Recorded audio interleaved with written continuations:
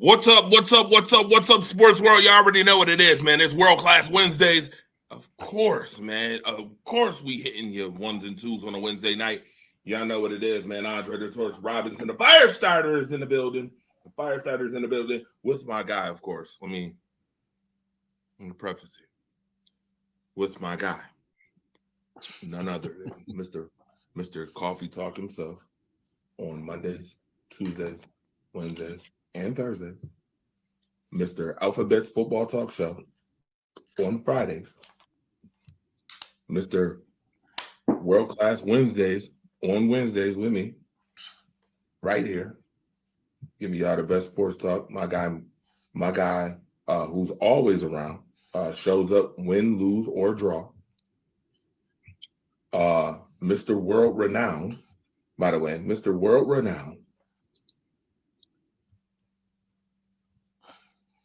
The Kidman! Yo! The Kidman! The Kidman who rocks the team that just can't. Wait a minute! The Kidman that rolls with the team that just can't. Wait a minute! My man right here. Yo. Marcus, you don't cut this shit out. That's not me. That's not me. That's not me. I said I was gonna start the show. In a special way. Yo, my man Marcus the Alphabet, the Can Man, over here, the Can Man. My man looked like Uncle Phil from Texas. What the hell? You ain't calling nobody out on sports shows. He hit the damn thing and calling the bailiff over.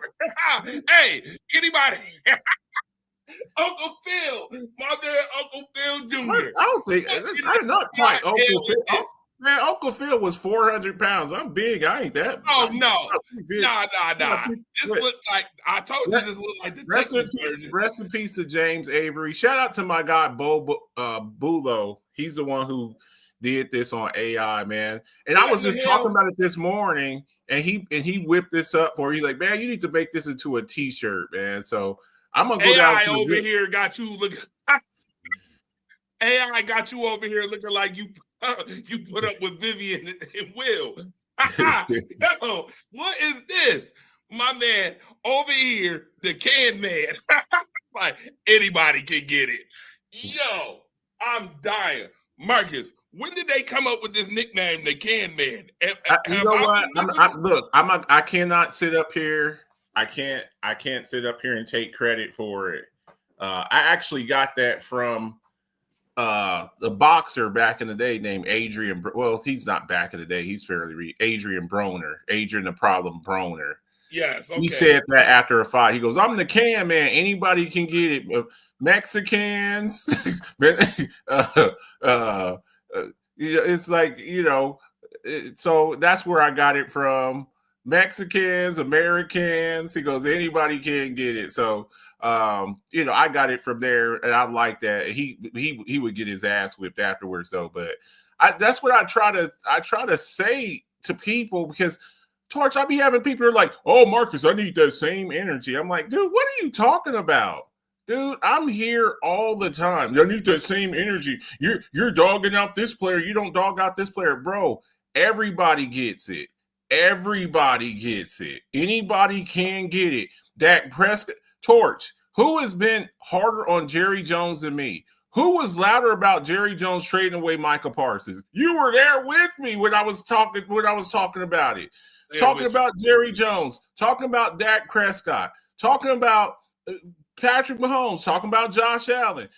But it's like when I say something about certain people's team, they get like, man, oh, you need the same energy. But dude, everybody gets it, bro. Everybody. So stop with you need the same energy type stuff. So that's where I came up with that. I'm gonna probably get these printed up, bro. When I do our project that I'm working on for us, I'm gonna surprise them with. We're gonna surprise them with that in the next few weeks or so. So that would listen, Marcus. This would be a nice shirt. But I'm gonna need you to give Death Row Records back his team. What the hell is this? First of all, the football snow. I told you Anybody touch, they're gonna be suspended for 6 weeks. Right. Performance enhancement, whatever the hell you want to call it, liquid, drugs. I don't know. Yeah.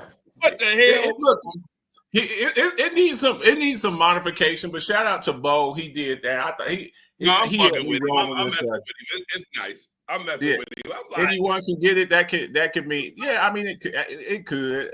My meaning for it was like anybody can get it. That just whatever we can run it. That's what I mean by that. So, well, speaking of, Marcus, you know what, sir? Speaking of anybody can get it, damn it. Yeah. Speaking about anybody can get it, damn it. Felt like today we should have started the show off with the journalist column. So Okay. we're gonna pick. By the way, if you don't know what the journalist column is, the journalist column is we pick a player or a coach, right? You can pick a player or a coach. Put it in the comment section. We're gonna come up with a question that we would ask this player or coach. You're gonna grade it. Is it a good question? Is it a bad question? Is it a great question? Right? And we're going to talk about it too. Before we get into week 14, the review, and week 15 picks and all that good stuff and clap them cheeks, which is coming, I wanted to do journalist column. We haven't done it. And I think it's a good time to do it. So Marcus the Alphabets and I had a little executive talk, and we said that the first person we were going to talk about, this guy is over here talking about sucking on the shirt. Lollipops and suck it, and anybody can get it. Lord have mercy. I tell you, by the way, children out there where this PG, it's a bomb pop. It's a bomb pop. It's a bomb pop. It's very yeah, bomb pops. You selling bomb beers and snow and bomb pops. Speaking of which, a bomb has went off in Philadelphia. 3 losses in a row. We want to start the show off by talking about Jalen Hurts. So Jalen Hurts is the first person on the docket. Marcus the Alphabets. Go ahead, question, and then talk about. Are we talking about the coach, or are we talking about a player? What Jalen Hurts. Jalen Hurts. Look.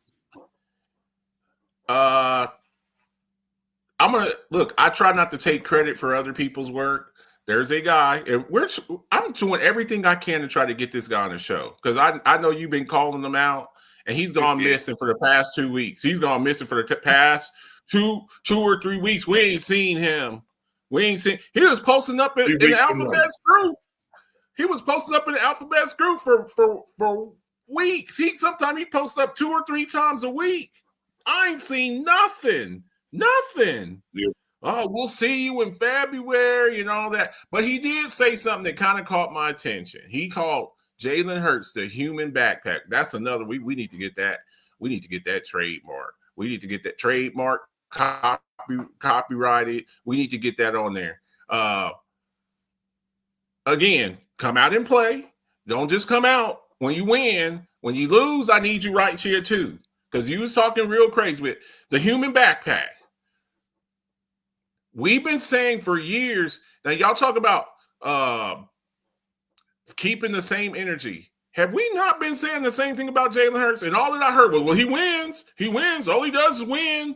He's like DJ Khaled. All I do is win, win, win. That's all that we heard. And now that he's getting his cheeks clapped, if we're going to stay on topic with our show segments, he getting his cheeks clapped. Now it's all of these excuses and all of that. Jalen Hurts is who we thought that he was. Oh, well, he won in Alabama. Well, he actually got his job taken from him by Tua. And then he went to Oklahoma. He got ran out of Alabama.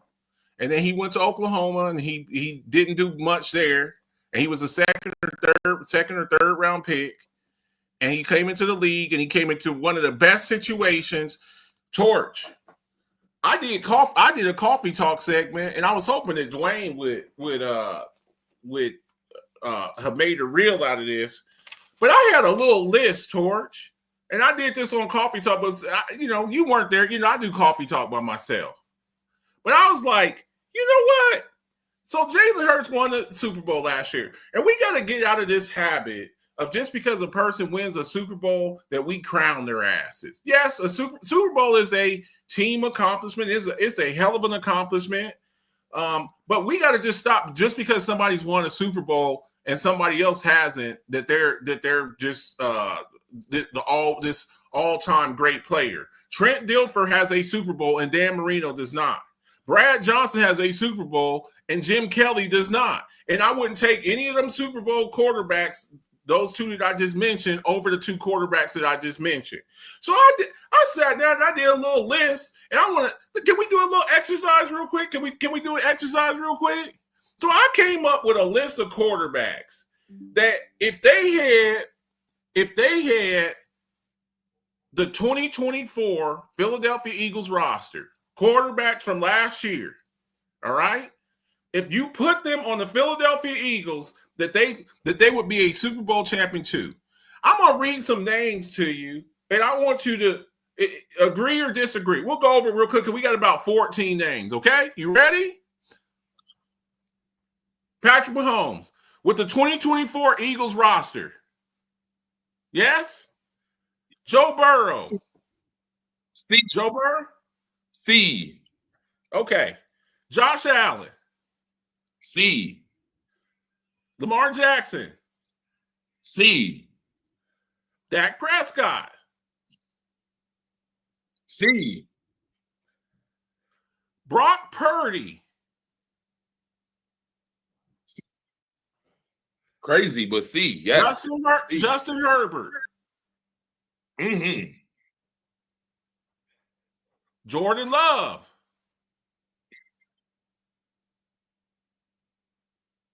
Jordan Love? Who? Jordan Love? Jordan Love? Again.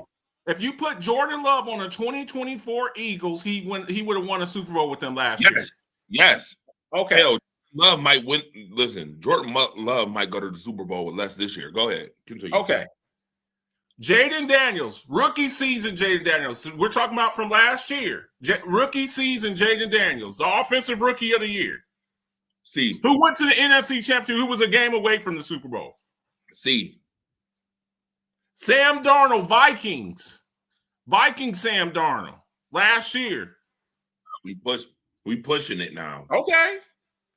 Jared Goff. Baker Mayfield.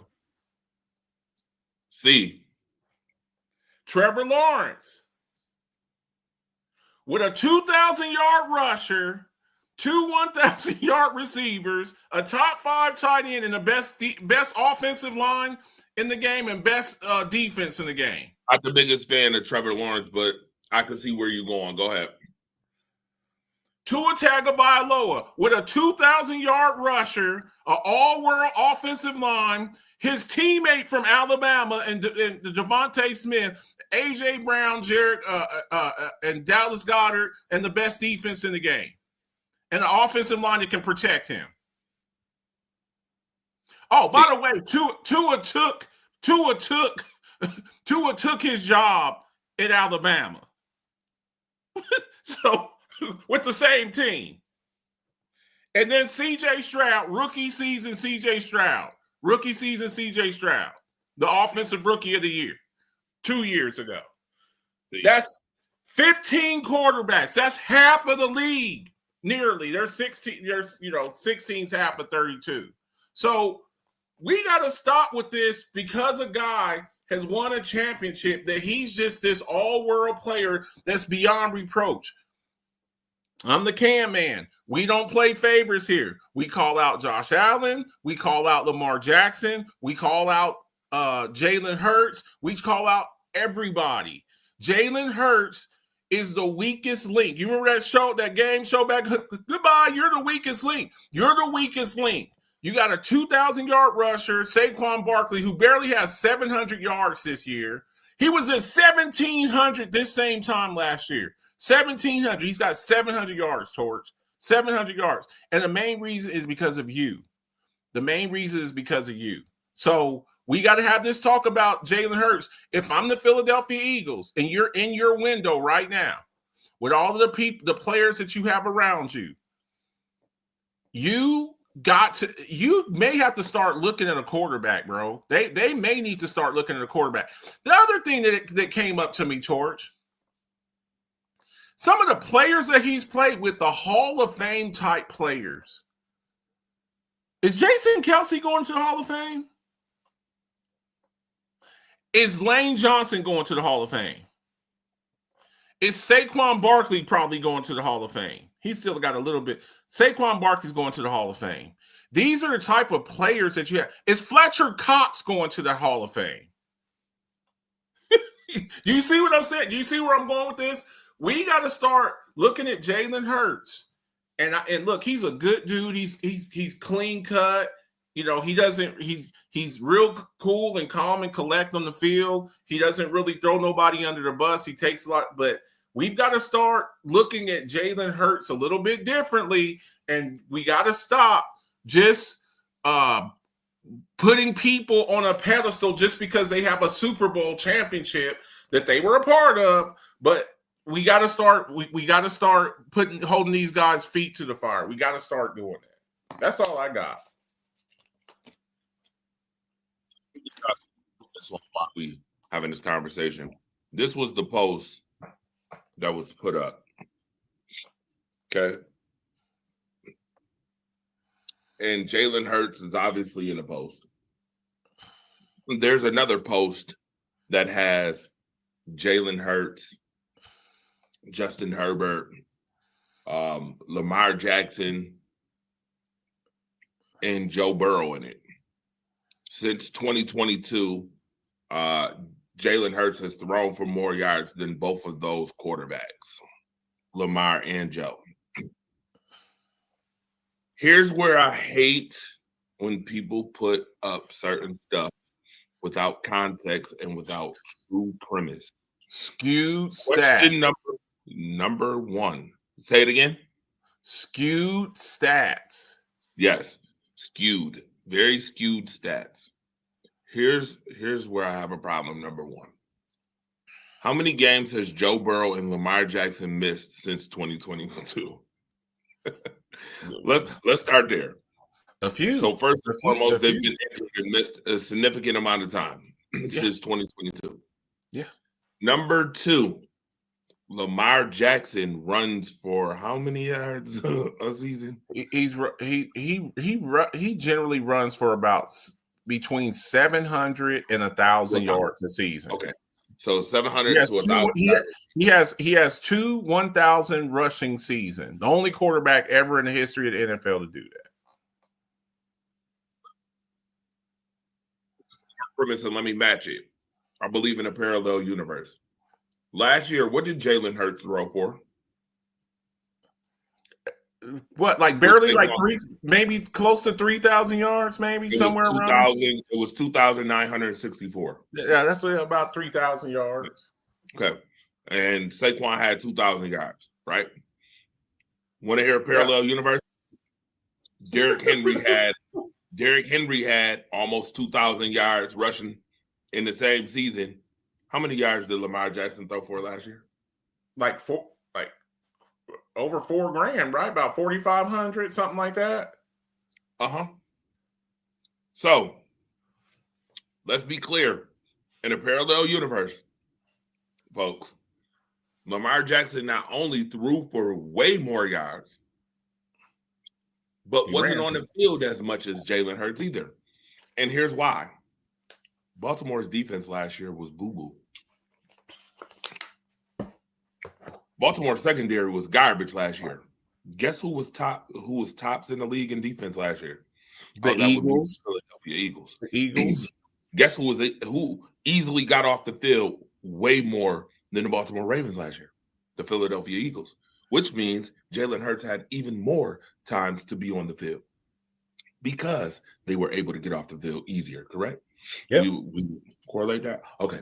So now that we're correlating that, there is absolutely no way in hell, stupid. Sorry, I gotta say this.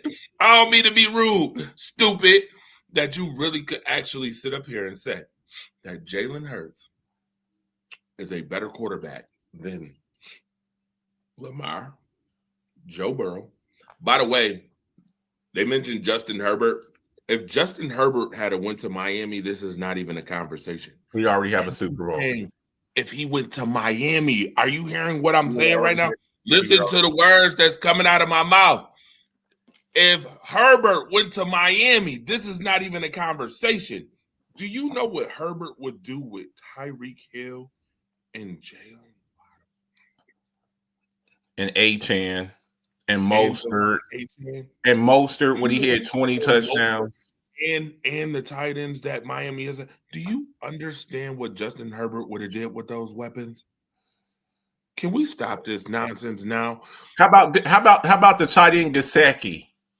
You see what he's doing with with I'm just not understanding. Like, how can you even correlate? And I get it. I'm a component and fan of black quarterbacks, and I love when they do great. But we're not about to sit up here and act as if the human backpack,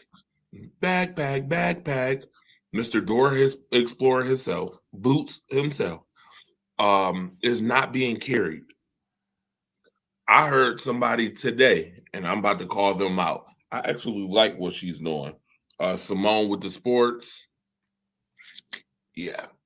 I seen her put up a magazine and say, if your quarterback is not on ESPN holding one of these, being the Super Bowl MVP, then you're not allowed to talk. Okay.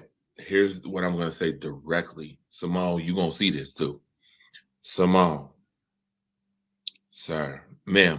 I'm sorry. I almost called you a sir. Ma'am, first and foremost, that defense carried Jalen Hurts all year. Last year, Saquon Barkley carried that team to the Super Bowl. Jalen Hurts made a few throws in the Super Bowl. The defense should have won the MVP. Not to be funny, the defense should have won the MVP. Did you not watch what they did to Patrick Mahomes? Saquon Barkley could have broken Eric Dickerson's 40-plus-year-old record, and they sat him.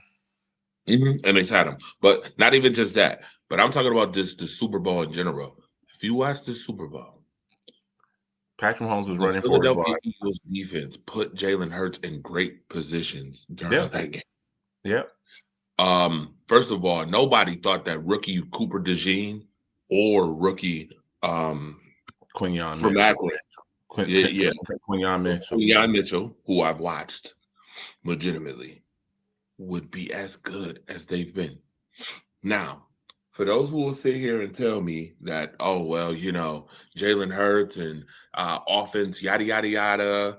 Marcus, what were they saying about A.J. Brown and Devonta Smith just a couple seasons ago? Didn't they have them on the top 3 pairs list? With Higgins, with Chase and Higgins and Justin Jefferson and Jordan Addison and Tyreek and Waddle. Mm-hmm. So they were on that list. Yes. By the way, right? Yes. They were on the list, right? Yes. So my question also is, for those who are about to say, well, Justin Herbert has garbage stats. You do know by bringing that into the conversation that means head and shoulders that the Philadelphia Eagles had a better team, right? Anytime you bring up garbage stats, well, that means that Justin Herbert's team was getting their ass crushed, handed to him. And I will say that Justin Herbert did not have the same weaponry that Philadelphia had. If you think Mike Williams, and I'm not a hater of Mike Williams, but Mike, I dropped the ball Williams, Quentin always hurt. The ball Johnson always hurt. Quentin always Johnson dropped the ball always hurt. Keenan Allen was better than that squad. You're tripping. Austin Eckler always hurt. If you mention running backs, because I've heard this, they'll mention the running backs, right? They'll mention because they had the guy from Washington that plays at Washington, Austin Eckler. Austin Eckler was not a better runner to me than the previous running back before Saquon Barkley. I think we skip and forget who the running back was before Saquon Barkley, who had 1,000 yards rushing as well, who came right to Buffalo and ran all over Buffalo. You know who I'm talking about? Are you talking about Shane McCoy? But don't forget, they also had DeAndre Swift. Yeah, I'm not even talking about DeAndre Swift. I'm talking about the other one. I'm talking about Miles Sanders. Yeah, Miles Sanders. DeAndre Swift. Yeah, they just had DeAndre Swift. They had DeAndre Swift as well. Yeah. So, I mean, again, let's not sit here and pretend as if Philadelphia has not had good offense. So if you try to make excuses for why what we're saying is legitimate or not legitimate, I would preface it to you again. Marcus named 15 quarterbacks. I'm going to agree and tell you that those quarterbacks could have won the Super Bowl with the Philadelphia Eagles. And legitimately, you can't use offense as an excuse because since COVID, name 2 players that the Philadelphia Eagles drafted in the first 2 rounds since 2020. Name 2 offensive players. Name them. Besides Devonta Smith, do not name nobody. Try to name somebody else. You're not going to be able to do it because every other pick was defense. Every other pick was defense. Every single one of them. And look, that we give Howie Roseman his props. You know, look, correct. I'm not. You're not going to make me feel guilty for having a good GM who goes out and free agency. No, we don't want to do that. I also want to preface talent. But let's not act like let's not act like if other people were put in the same position that they wouldn't have the same type of success. That's all that I've ever said. I'm like, who you play with matters. Oh, it doesn't matter. Look. Jalen Hurts is the Draymond Green of the NFL. That's what he is. He's a guy who is surrounded by the Monstars. How about this? Or we can stick with football. He's the black Brock Purdy. When I used to tell y'all about Brock Purdy, you know, when he had Deebo Samuel and Brandon Ayuk and Kittle and Christian McCaffrey and Trent Williams and Nick Bosa and Fred Warner and all these guys are like, oh, look what Brock Purdy's doing. I'm like, dude, he plays with the y'all seen Monster Jam with Michael Jordan, the Monstars? That's who you're playing with. You're all right. You're all right. But you are not the catalyst why this thing is so great. You're not the main reason why. He is the black Brock Purdy. That's what you are. You are the NFL's version of Draymond Green. That's what you are. So I need y'all to do me a favor in the comment section right now. Melissa, I see you going in. You know I got a Marcus impression coming. Trust me, it's coming. The Can Man, by the way. The Can Man. I got one coming. Trust me. DJ Nico Shaw, what's good? Shout out to everybody that's tuned in right now. Do me a favor and put your player and coach in the comment section so we can have a couple people to do questions for. My question to Jalen Hurts would be this. How and why has your defense, your offense fallen off so badly from last year to now, and you have the same roster? What is the contributing factors to why your offense has struggled so mightily this season? I think I can answer that. I really do. Look, I don't make excuses, but after a while, when every year you're getting new coordinators, and this is the other thing, I think people don't really understand the importance of having good coordinators, right? When you start losing coordinators, we just seen this recently, even as recent as last year with the Lions losing Glenn and Ben Johnson. They're still good, but both of those coordinators were awesome. They were awesome. Or the 49ers a couple of years ago losing Robert Saleh, and he's back there now, but they really miss him. The Eagles losing Kellen Moore. losing Kellen Moore, and they're down to their third coordinator in 3 years. You can't just keep switching out coordinators every year. That's the gift and the curse of being good, is when you have success, then people start gutting your team. And we see this with all of these teams. We see it what's happening with the Kansas City Chiefs. Losing a guy like Darius Sneed, losing a guy like the coordinator, I can't the running back, Eric Bieniemy.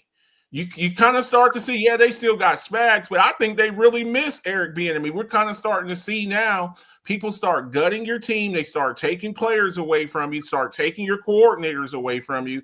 And after a while, you look around and you're like, damn. In the next probably year or so, you're probably going to see with Buffalo, a guy like Joe Brady taking off. You see your guy, Ken Dorsey, gets taken away. Brian Dable gets taken. And every year you're having to bring, every couple of years you're having to bring coordinators in to replace those guys. And they want to do things kind of like their own way. And you lose that continuity. The other thing you see with the Eagles is losing a guy like Jason Kelce. I believe Jason Kelce will go down as a top 5 center of all time. Lane Johnson as a tackle. And he's been banged up this year. He's been on IR, in and out the lineup. Lane Johnson, I think he's going to the Hall of Fame. Jordan Mailata has been a little bit banged up. So I just think that when you have success and you have these long runs, people start gutting your team.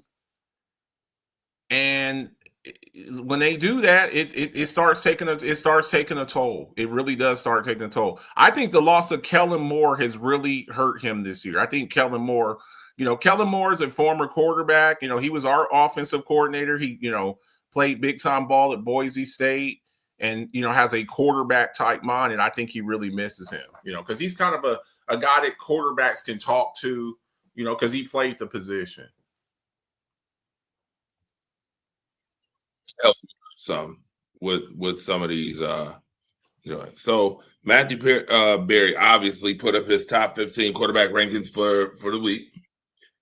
So as we're doing the journalist column, by the way, if you're just tuning in to World Class Wednesdays, what's up? Make sure you like and share the show. Obviously, we just got finished talking about Jalen Hurts. I don't want to talk about Jalen Hurts the whole show.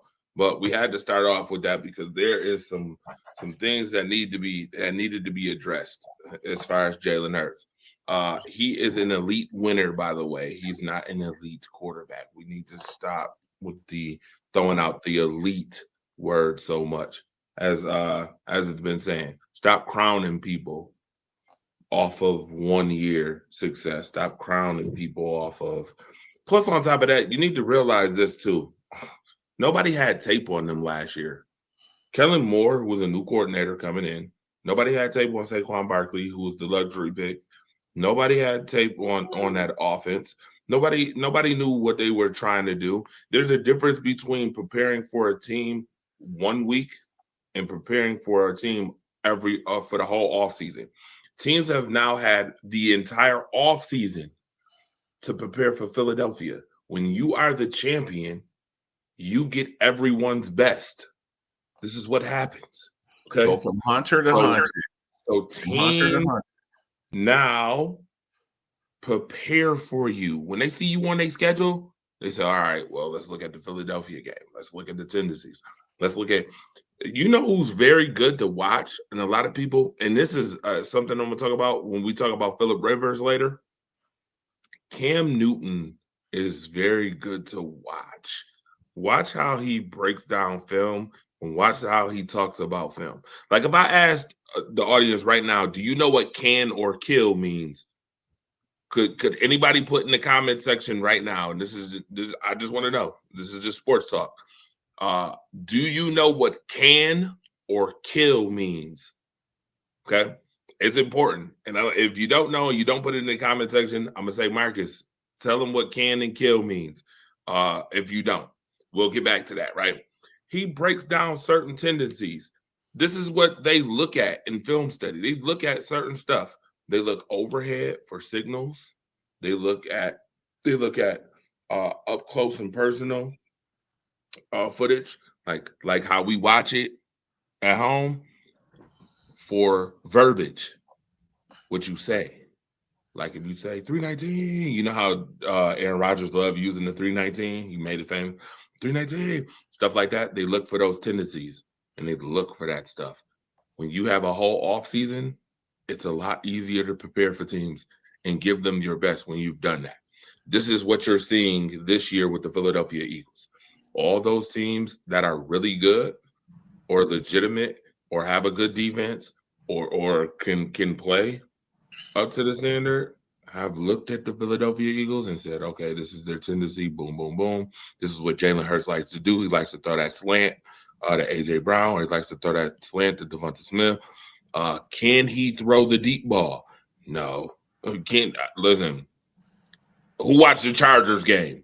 Hello? Watch the Chargers game. That'll tell you a whole hell of a lot that you need to know. Watch the Chargers game. Watch the Bears game. Watch the Bears game. Watch these games.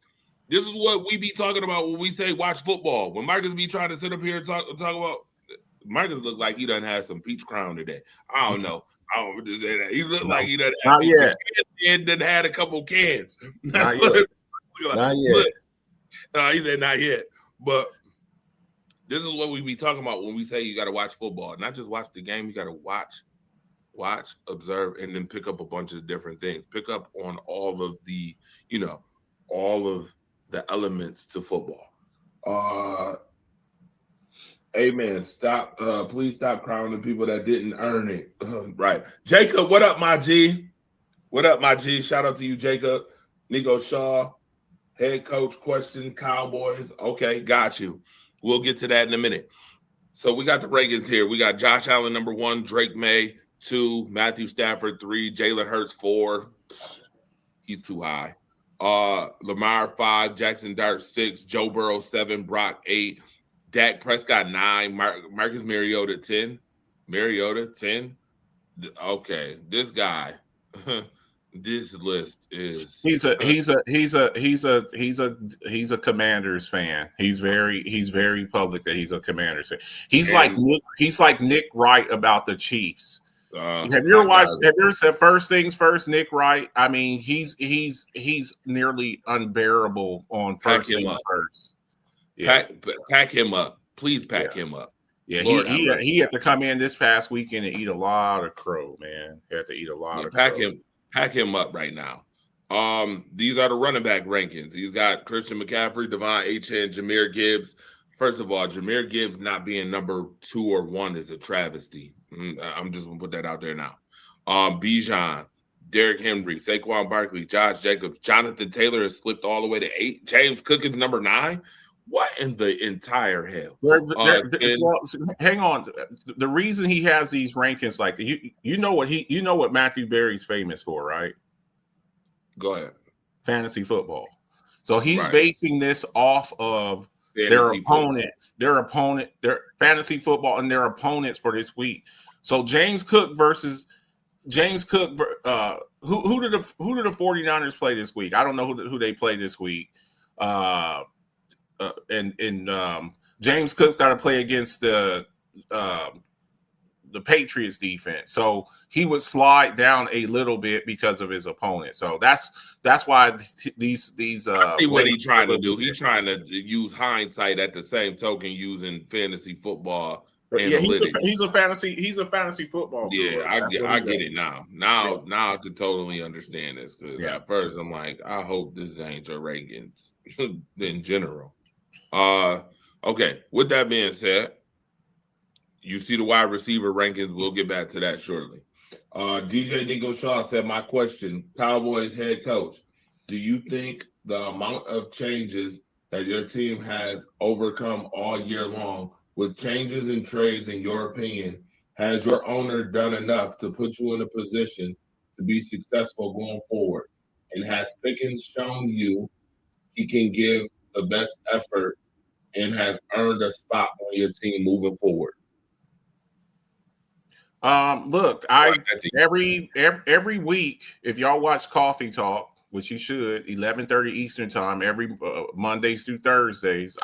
Every week on Wednesdays, I did it this morning. I do my NFL awards winner that they give at the end of the end of the year for the week. So my MVP, my offensive player of the year, defensive player of the year, comeback player of the year, coach of the year, offensive rookie, defensive rookie, and then my executive of the year. As of right now, okay, and this is not some homer stuff. Jerry Jones would be on the forefront of that with what he's done this year, the trades that he's made. A lot of people, and Torch, me and you, we talked about this off the air, on the air, the Micah Parsons trade. A lot of people were ready to tar and feather Jerry. People ask me, and my answers changed a little bit, who won that trade? And I've changed my answer. My answer now is I think both teams benefited from it. Definitely you all have benefited from it, what he's done for that defense, allowing us not to have to spend the money, the $47 million, allowing us to get 2 first-round picks, to go get a guy like Quinnen Williams, Kenny Clark, all of that, plus guys that he's picked late up. Seconds. They're going to be late first, which is a high second, but go ahead. That's true, but we still got 2 first-round picks for this year, yes, because we traded it, for Quinnen Williams. So what he's done, going to go get a Javonte Williams, a Kenny Pickett, the Quinnen Williams, Kenny Clark, all these guys that he's went and got. Yes, he's done a great job. Now, I still would be reluctant to pay George Pickens $35 million a year. But the thing about it, if you don't pay him, Pickett would be George Pickens would be probably the number 1 wide receiver free agent if he were to hit free agency. And he probably would end up being the highest paid wide receiver in the league with what he's done this year. You have to take the good with the bad when it comes with him. It's just like with T.O. and Randy Moss and guys like that. You put up with a little bit more with them because of the talent. They're immensely talented. Now, I want to see how he bounces back this week, especially after the shellacking that they took last week. But yes, I think what they've done this past year, you got to give Jerry Jones credit. I've been on his ass about this dumb stuff he does. Jerry Jones is 83 years old. He's 83 years old. He's got more days beyond him than he does in front of him. And when you start getting to that age, you start thinking about legacy. What are you leaving behind? Now, he's in the Hall of Fame already. You can't take that away from him. He's got 3 Super Bowl championships. But I think before he leaves this earth, he would like to get one more. So what he's done, yes, I think the changes. Now, here's to answer the last part of your question. Will it come to fruition this year? I don't know, because I don't know if the Cowboys make the playoffs. That Detroit loss, and Torch, we talked about this on and off the air. That Detroit loss was very devastating.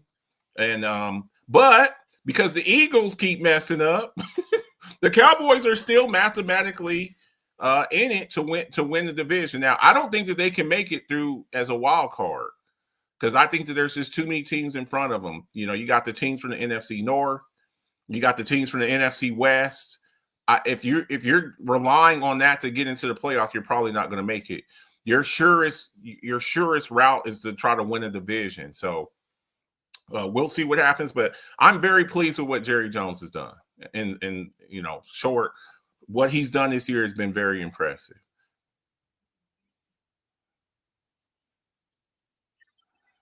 All right, interesting enough.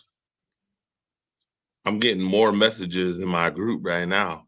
I'm going off right now. I'm actually going to show this because this needs to be shown. You Eagles fans, mighty quiet this morning. Y'all really tried to sell us that Jalen Hurts is better than Josh Allen. Y'all got high off a Super Bowl win, and it got y'all out here saying some dumb shit. What part of that game last night was Kevin Patullo's fault exactly? Come on, Eagles fans, explain it to me. How is it the offensive coordinator's fault, and how is he responsible for Jalen Hurts being ass, turning the ball over 5 times? Look, I'm not shocked that Black Brock Purdy shit the bed versus the Chargers. What I'm shocked at is that the Eagles, who had success with the real star, with the real leader of the team, Saquon Barkley, running the ball, that they decided to take it out of his hands and put it in Jalen's hands. And to do what exactly? Prove he's capable? I've only been telling you that he isn't capable for years, specifically this season. 2 good years don't make you elite. Josh Allen covers up the deficiencies for the Bills roster. The Eagles roster covers up for Jalen Hurts' deficiencies. That's the difference. And a Super Bowl don't change that. Nick Foles has a Super Bowl. Does that mean he was better than Tom Brady or Matt Ryan or whoever the premier quarterbacks were in 2018? Look, Jalen is fine. He's a B player that y'all tried to tell us was an A-plus player. And I never want to hear y'all put Jalen Hurts and Josh Allen's level again. So get the fuck out of here, Eagles fans, and take that goofy-ass positivity rabbit with you. You Eagles fans, mighty quiet this morning. Y'all really tried to sell us that Jalen. Black Brock Purdy, he stole my line. Hey, who just said that? I never seen that. I just said that. Black Brock Purdy. Who just said that? I've never seen that video. So, and not just Josh Allen, but again, 15 other quarterbacks that could have done the same thing that he did last year. Now, look, you still got to go out there. You got to go win the game. I get it. But it helps when you're surrounded. Who you play with matters. Y'all think I just be saying this shit just for no reason. Who you play with matters, man. Who you play with matters. That helps a lot. That helps a lot. Oh, Joe Burrow. Well, he's got 2 elite wide receivers. Yeah, he does have 2 elite wide receivers, but he's got a terrible offensive line and maybe the worst defense in the league. Maybe the worst one of the worst defenses in the league. The Bengals have, and he's got to overcome that. His offensive line. He's been hurt so many times. Did you see what he said today? He goes, "I'm not having fun." I got to really start thinking about when guys start talking like that. I start having to Andrew Luck, Torch. When guys start talking like that, I start thinking Andrew Luck. Just one day he wakes up and he's like, you know what? I don't want to do this no more. I don't want to do this. I don't want to go through rehab. I don't want to be the off season. I got to sit up here and rehab and try to come from a torn ACL or Achilles or whatever like that. When guys start talking like this, I'm not having fun. I'm not, I'm not having fun. When guys start talking about that, that's like guys that are like, they got one foot out the door. Cincinnati Bengals. If I'm y'all this offseason, when this season's over, I'm going to sit down and I'm going to call him in there and I'm going to listen to what this man has to say, because he's telling you. It's like with that woman look, I'm tired of you coming home late. I'm tired of you being drunk all the time. I'm tired of you not paying the bills. I'm tired of you I'm tired of you coming home late. I'm tired of you, doing this, and I'm trying to tell you, and you keep doing the same stuff, and then you come home one day. You come home one day, and her ass is gone, and she done left you a note saying, "I'm out. I done moved out of town." He's trying to tell y'all ain't listening. Y'all better listen, Cincy, because you got a good thing there. You got a guy. You saw him play this weekend, and he was incredible. Now he did have the 2 interceptions, but you saw the talent there and what hit the connection he had. Now Chase didn't have a great game, but Higgins was killing Buffalo. You better listen to what this man is saying. Y'all be running off really good players. You look at the players that have come through Cincinnati, Torch. Think about it: the Carson Palmers, the Ocho Cincos, the TJ Husmanzadas, the Joe Mixons, the Corey Dillons, the Geno Atkins, all of these guys that they've hit, the Takeo Spikes, all these guys that have come through there over the years, and y'all have blown AJ Green, the AJ Greens and the guys like that, and y'all have nothing to show for it. And he's trying to tell you, he's warning you, he's like, I'm not having fun. This ain't fun. It don't matter. You're making money. You're getting your ass kicked every week. It ain't no fun. You're missing the playoffs or you're recovering from your injuries. They better take it. Somebody else say them pissed off, Torch. Trey Hendrickson. You done pissed him off. I'm going to go have my surgery. Trey Hendrickson's pretty much done with the year. Everything gone. Bye-bye now. Yeah. Everybody gone. Y'all better listen to this, man. He's giving you subtle hints. Y'all better change things around there. He's going to dip out on y'all.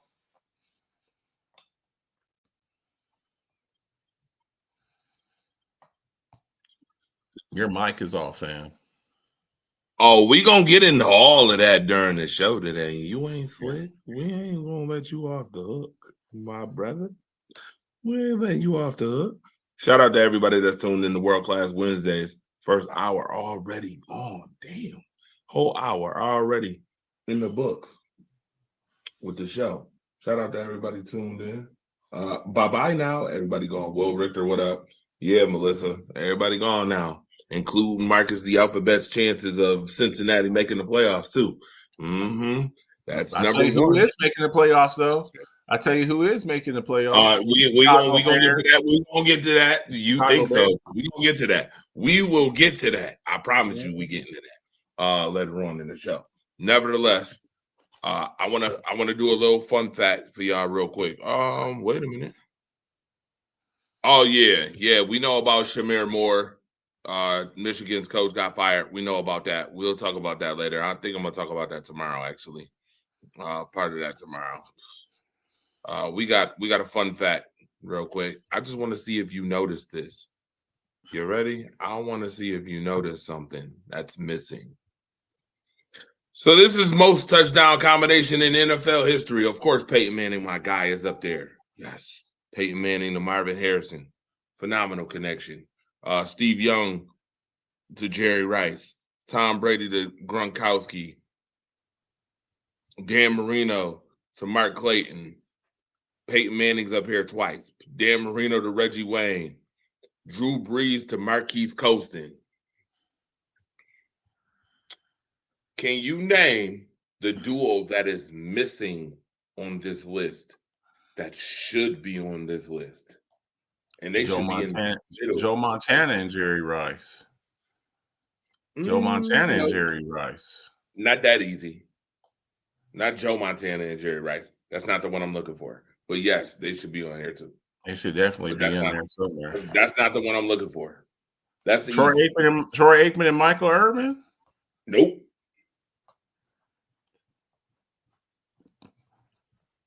What? A more recent one. Diggs and Josh Allen? Nope. Not that damn recent, but recent. It's damn near in that. Come on, I want to see if y'all notice. You said Jim Kelly and Andre Reed? Nope. Big Ben and Antonio Brown? Nope. Phillip Rivers and Antonio Gates? Nope. That's a good one too. Nope.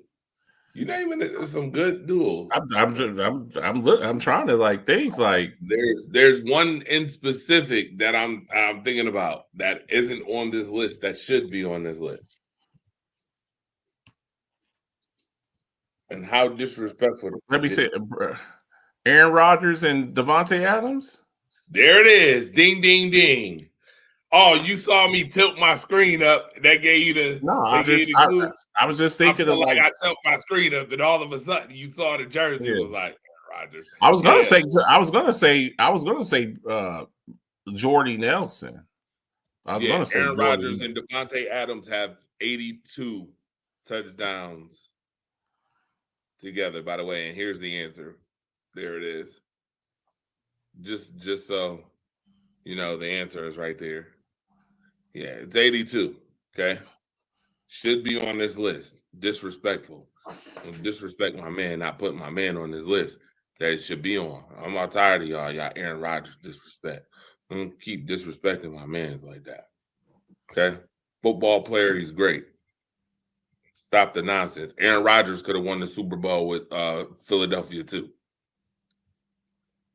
Now, speaking of the Packers, though. Speaking of the Packers, is this a Super Bowl preview?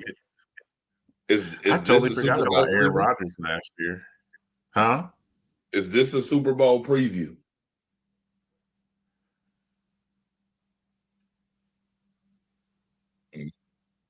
Watch him out. No.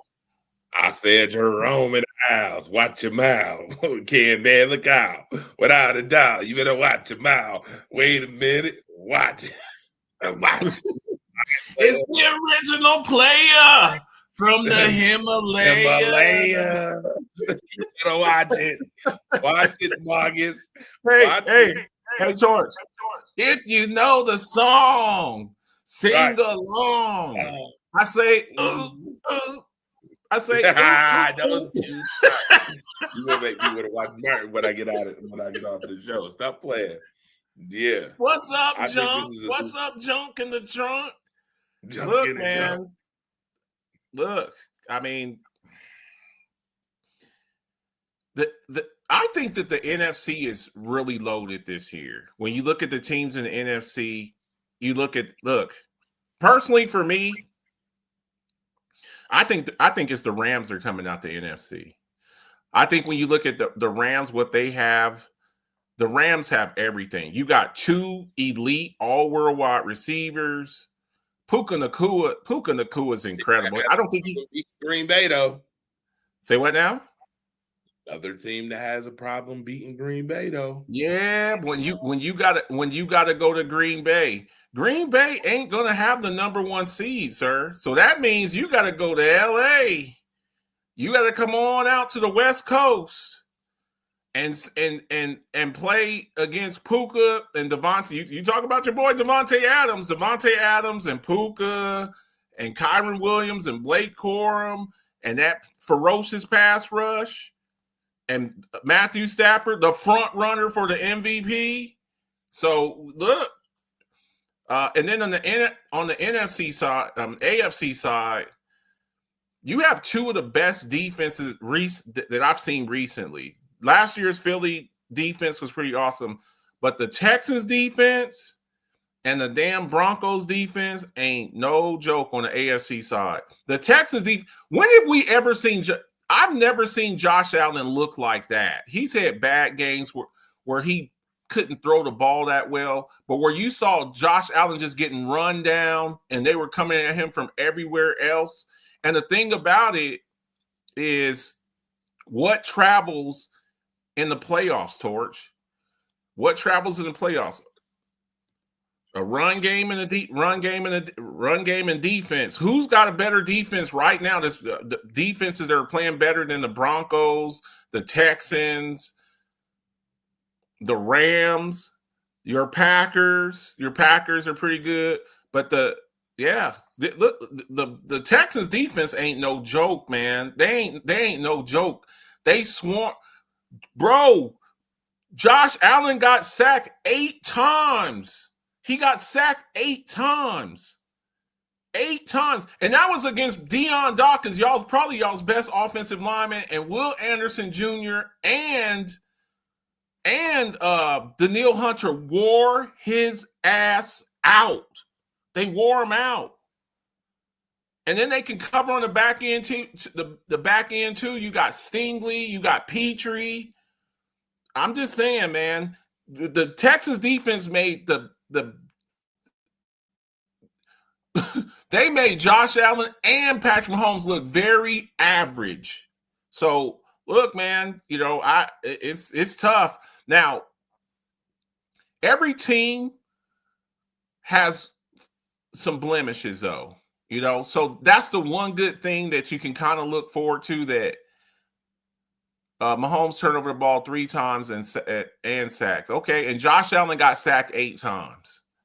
8 times. He's trying to outrun these guys. Bro, you ain't fast like that. Josh Allen running around like he Lamar Jackson, like he got 4.3 speed. Bro, those guys are big, fast guys coming at you from everywhere. So all of the teams have some blemishes. Even the contenders, they got blemishes. Packers, I think Jordan Love is inconsistent. Lions, secondary, all their secondaries hurt. All their secondaries hurt. Bills can't stop the run. No wide receivers. You know what I'm saying? Texans, awesome defense. Woody Marks is their starting running back. CJ Stroud's inconsistent. So look, everybody out there has something that they're dealing with that that's a problem. Broncos, are we sold on Bo Nix? He's throwing for 150 yards. They're still winning games. So we'll see, man. We'll see. That's why we watch the game, because you can do all these hypotheticals, but the bottom line is you have to go out there and play the game. So we'll see what happens. Overtime Sports, by the way, for sending that. Appreciate y'all. Overtime Sports. Shout out to y'all. Y'all doing a phenomenal job over there with y'all graphics and all that good stuff. Very nice. I like it. Definitely. Shout out to y'all. Appreciate you. Dude.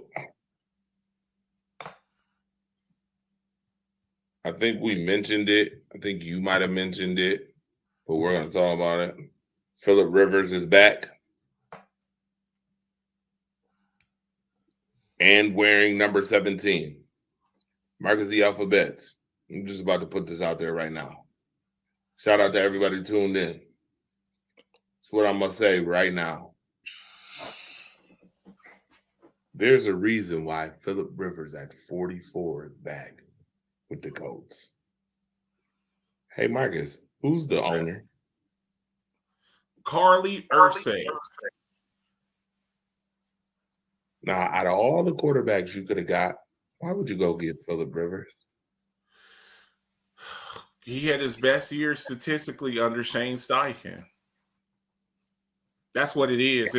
It's familiar. It's familiarity. It's familiarity. That's what it is.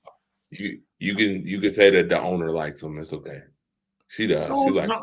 the owner likes him. The owners have relationships too. What is Robert Kraft called Tom Brady? What does he call them? Tommy. Oh, you can't do that to Tommy. Bill Belichick, you're not getting rid of Tommy. Tommy's a vital part of this family. That was like his other son. So look, it happens. Me personally, I would have called Tom Brady. I would be like, look, Tom, I know you got this nice ass gig with Fox Sports and all that. What would you think about coming out? We'll give you $20 million to come out and play 4 or 5 games, 3 games left, 3 or 4 games left, and then maybe 3 or 4 games in the playoffs. I would have called Tom Brady. We would write you a check right now, a $25 million check, if you will come out and play for us. That's what I would have did. Over Phillip Rivers, because I don't view Phillip Rivers like that. I don't view him as like this. I know he's a finalist, and I talked about it this morning. He's a finalist for the Hall of Fame. I don't view him like that. I don't view him on the same level as Big Ben Roethlisberger, Peyton Manning, Eli Manning. I don't view him like that. But he is. Whoa. Slow down. Yeah. Slow down. It's for ladies. I'm sorry. I can't be saying that to you. Excuse me. Marcus? Yeah. Did you say Eli was better than Phillip Rivers? Yes. He's better than Phillip Rivers. He was better than Phillip Rivers. He beat Tom Brady. Look, and I understand regular season. Wait a minute. If we giving Jalen Hurts that energy, we got to give Eli that same energy. Look at his playoff run. Look at his playoff. Eli Manning's playoff runs. I get it. He was. Look at his career run. Look at his career run. I understand that. His career would say that defense carried his ass. Okay, and what history will say about Phillip Rivers is he was on a 14-2 team and didn't even make it to the Super Bowl. Oh, yes. 14-2. You're 14-2, and you got your and look. Overall, we want to have this debate. We can have this debate. Now, but wait a minute. Whoa. What we say about 15-2 teams who got bounced in the first round last year, sir? Okay, got you. That's what I'm saying. You have that same energy. Wait a minute now. We talk about same energy. You got that same energy for Jared Goff. You got the same energy for Sam. Let's have a little exercise here. let's have a little exercise here. Uh-huh. You ready? Yeah, I'm always ready. Who had better teams, Eli Manning or Phillip Rivers? I'm gonna give you some names. Hey, hang on. I'm gonna give you some names. Who's a better running back, Tiki Barber or LaDainian Tomlinson, Michael the Burner Turner, Darren Sproles? who had better running backs? Who had a better tight end? Marcus, I noticed that you decided to only name Tiki Barber, but you didn't name Brandon Jacobs. Man, Brandon Jacobs. I noticed that you didn't name. Wait a minute now, Marcus. Is Brandon Jacobs in the Hall of Fame? First of all, hold on. Let me start off by this, paying respect to my man LT, who I think is one of the greatest of all time. LT trumps all of those. Even though we not going, he trumps all those. We're not about to sit here and play like Tiki Barber wasn't nothing though. We're not about to play like Brandon Jacobs wasn't nothing. But I will say this: offensively, yeah.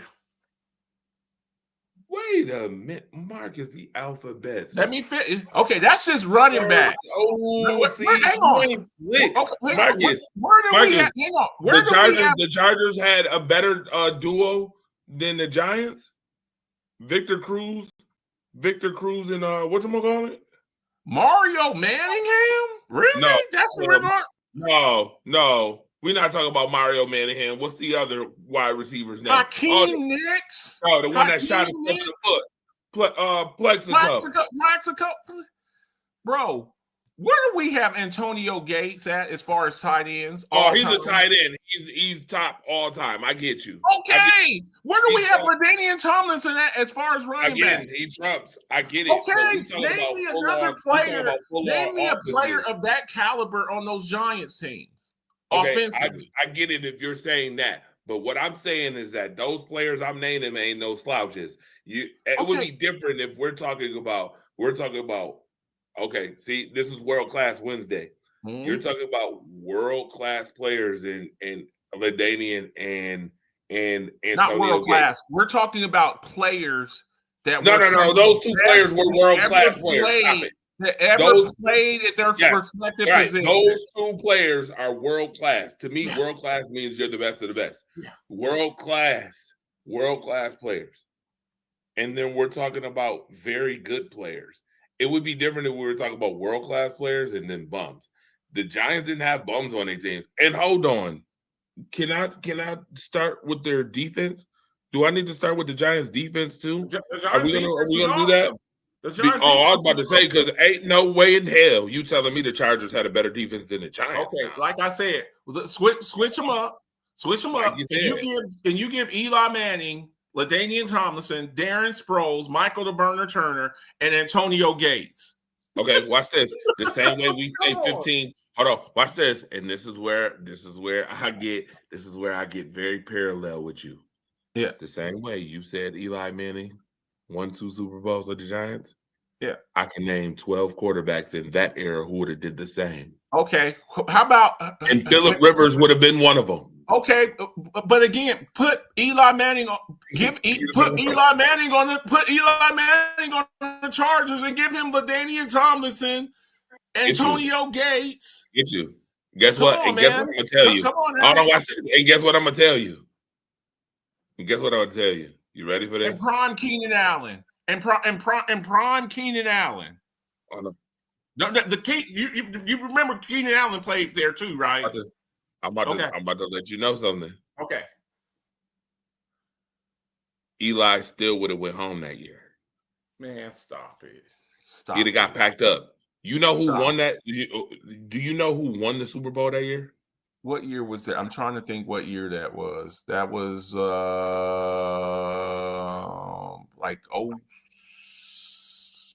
it was probably what, the Patriots? The year 14 and 2. You don't know what year that was? Was that 04, 05? I think that was the Patriots. No, because he was drafted in 04, 05. That was probably like either the Packers or the Saints. Either the Packers or the Saints. 2006 Super Bowl winner? Was that Tom Brady? Was it? I don't know. I'm just saying. You were 15-2 and your ass got sent home. I don't know who won it. You were 15-2 and got your ass sent home. I watched Eli Manning. Sir, the 2006 Super Bowl winner was the Pittsburgh Steelers. Okay. They were getting sent home. Okay. All I know is I saw Eli Manning beat Tom Brady twice in the Super Bowl. I saw Eli I'm telling Manning. you, the years. Hold on. This is where we got to keep it parallel. I keep it parallel. The years that Eli Manning won those Super Bowls, Phillip Rivers would have won both of those Super Bowls. I don't know. With those teams. I cannot say that Eli Manning would have won the Super Bowl with the Chargers team that went 14-2. 14. There's your difference. You got sent home. 14-2, and you got sent home. You know who they got sent home by? Was it the Patriots or was it the Patriots? Who sent them home?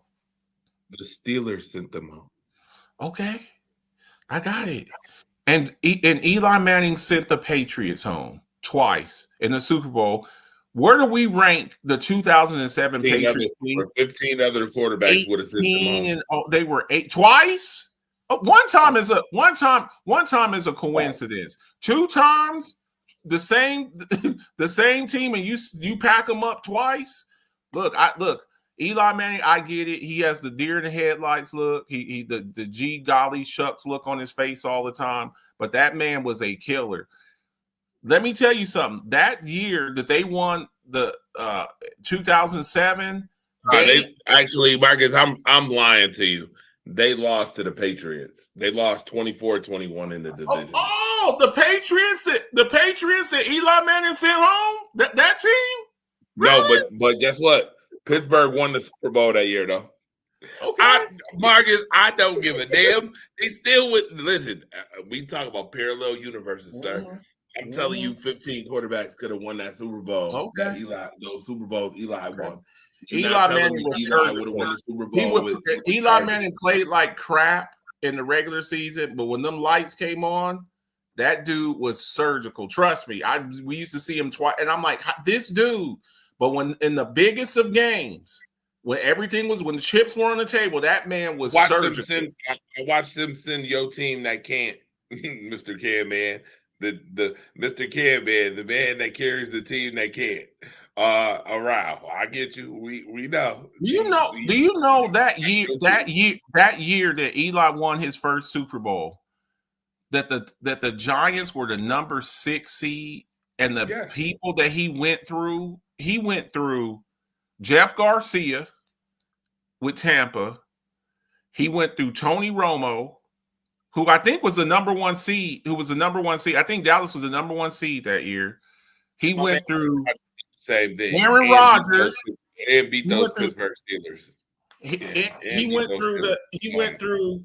went through either Aaron Rodgers or Brett Favre, and then he beat Tom Brady in the Super Bowl. Bro, you will never see a path to the Super Bowl like that. Jeff Garcia, Tony Romo. Wait a minute. Well, I don't know about that for sure because Joe Flacco and them did it. Aaron Rodgers did it. Joe Flacco as did a 6 seed. Yeah. As a 6 seed. Yes, the Packers were a 6 seed when we beat the Pittsburgh Steelers. They were a 6 seed. When Baltimore won, I think Baltimore was like a 5 seed. They weren't a home team. They won 3 road games to get to the Super Bowl. That's tough. Against the 49ers, and they beat the Niners. Yeah, that's a hard path, man. And they beat the Niners in their prime with defensive prime players. Okay, and at the time, the Giants beat the highest scoring team in NFL history. That was on pace for undefeated seed 18-0, and he beat them. So that's that hold on. Well, hold on. But then my man Peyton Manning took that off the board with the 5,500 yard throwing season with Denver. So that got took off the board, sir. They ain't the yeah. highest. Denver's the But yeah, highest. that's But true. And then go that ahead. same Yeah. season, the Seattle Seahawks beat the piss out of them. I know, and they beat the dog. Bro.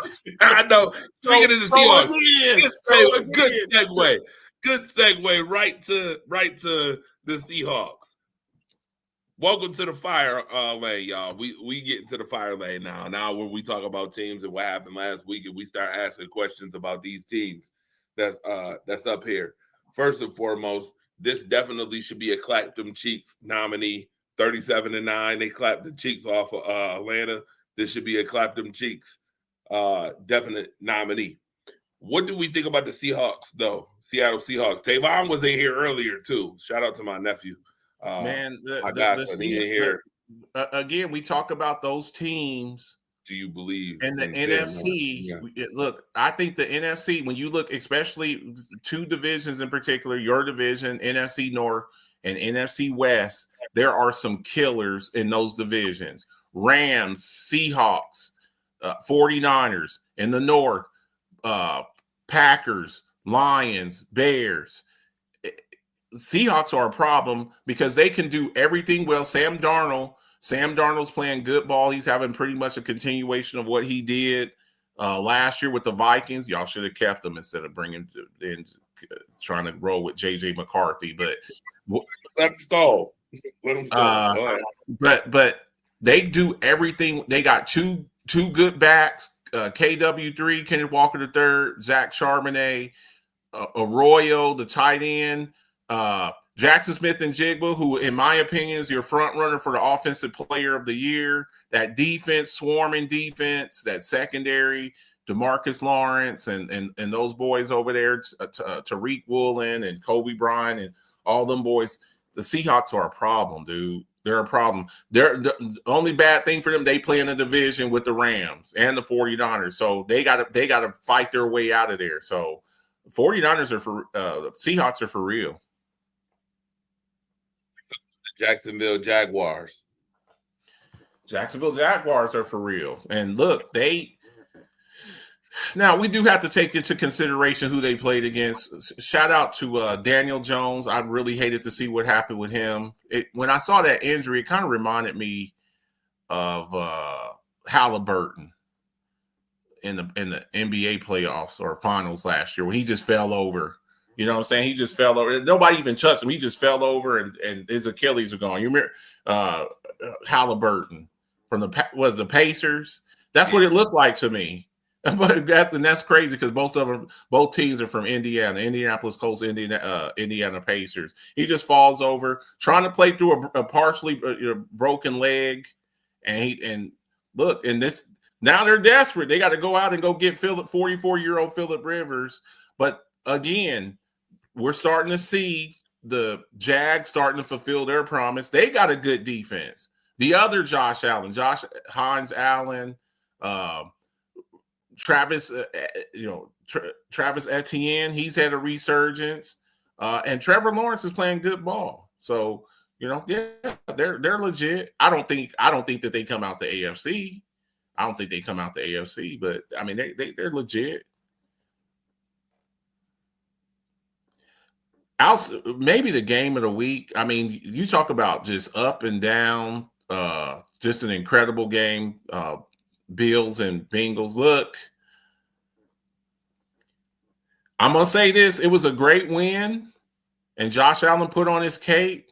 That is not sustainable. That's not sustainable. They were getting their asses handed to them.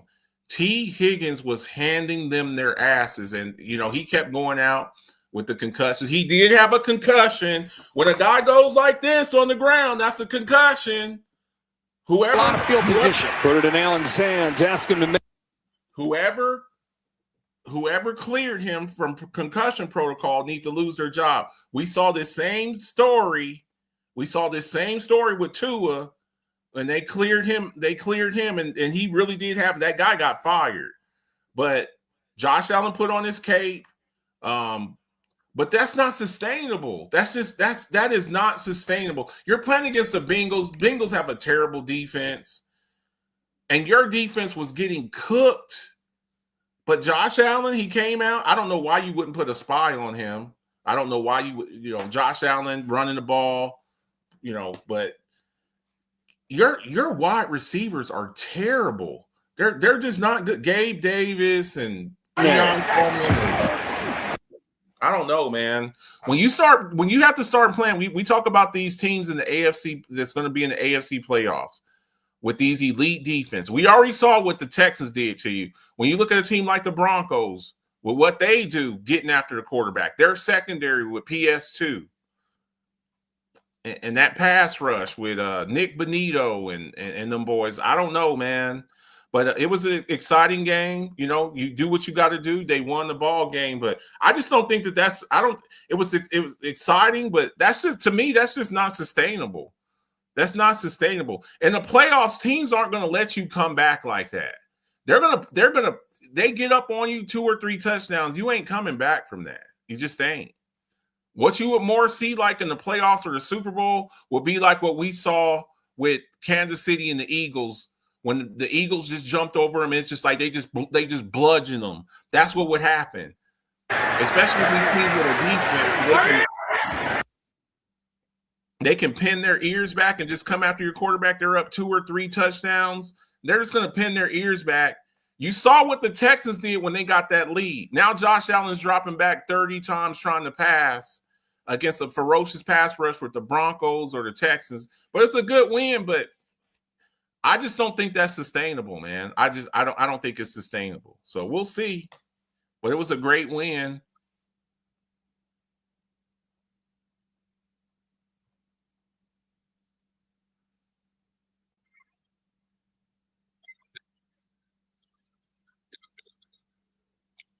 You need to put some respect, more respect, sometimes on Josh Allen. Just as much as we need to put accountability on Josh Allen for the fact that he is this good. He is very good. This throw right here, this is one of those throws that, again, obviously he knows what lineup. Hey, Marcus, I got a question. Yeah.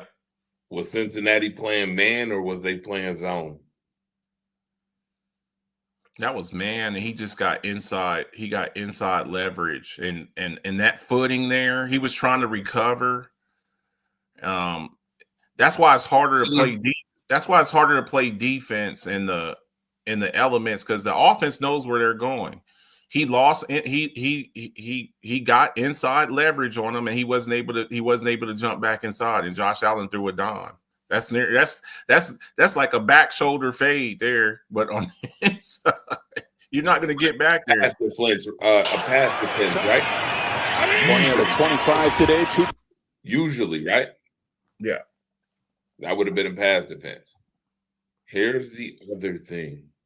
I want y'all to stop with this nonsense. Somebody asked me in a group chat, what is the Josh Allen to Jalen Hurts comparison? Why do people do that all the time? You have to remember what audience. We have Philadelphia audience that be in these groups as well. We have people who are Eagles fans that be in this group as well. So when you hear the Jalen Hurts, Josh Allen, there's conversations that happen as such. We also need to stop making it seem like you see this from Jalen Hurts.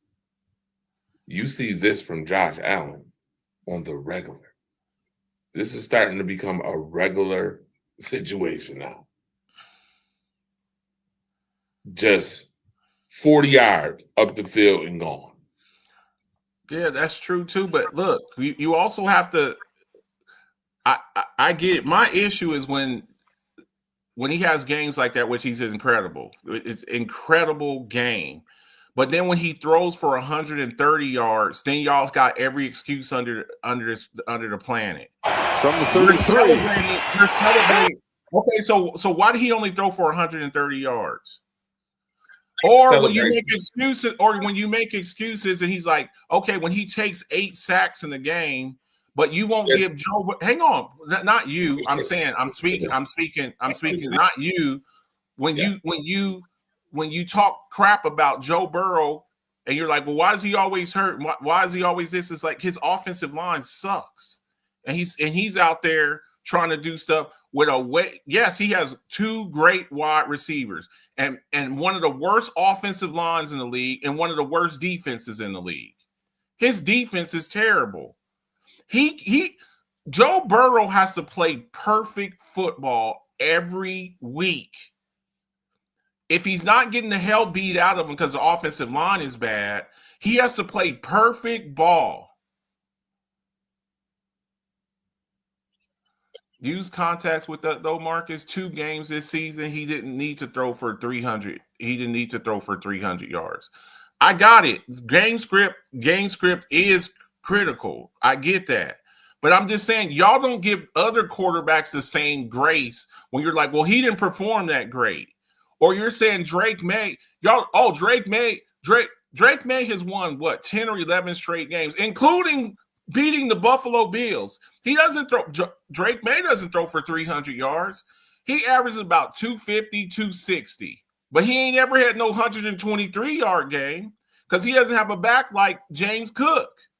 Travion Henderson's all right. We'll see. He's a rookie. Ramondre Stevenson ain't that good.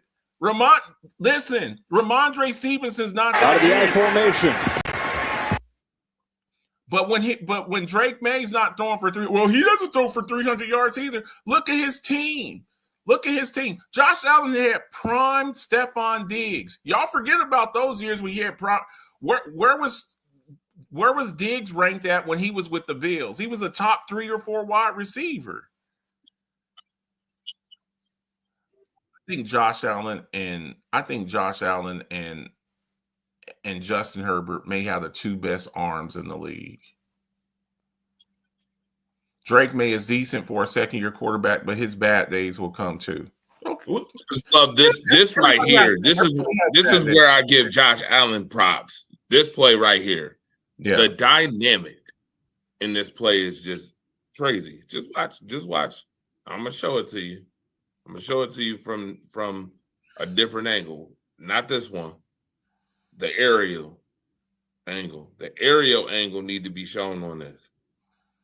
First and foremost, Josh Allen has to throw receivers open. We have to look at that as well. Now watch this. So right here, let's start off with the fact, look how many Cincinnati Bengals is on that side. Yeah. Where's Josh looking? This is where you give a technician his props. Joe Burrow is one of the best at this. I think Joe Burrow may be even better at this. Manipulating with his eyes. Manipulate. Yeah. You're not just decent if you're second in the MVP race, Daryl. That's not just for a second-year quarterback. That's not just decent when you're right behind. And some people have. I don't. Some people have Drake May ranked above. Have him ranked above Matthew Stafford. I don't. Yeah. But you're not just decent if you're number 2 in the MVP race. That's not just decent. He's playing really good ball. So look at this right here real quick.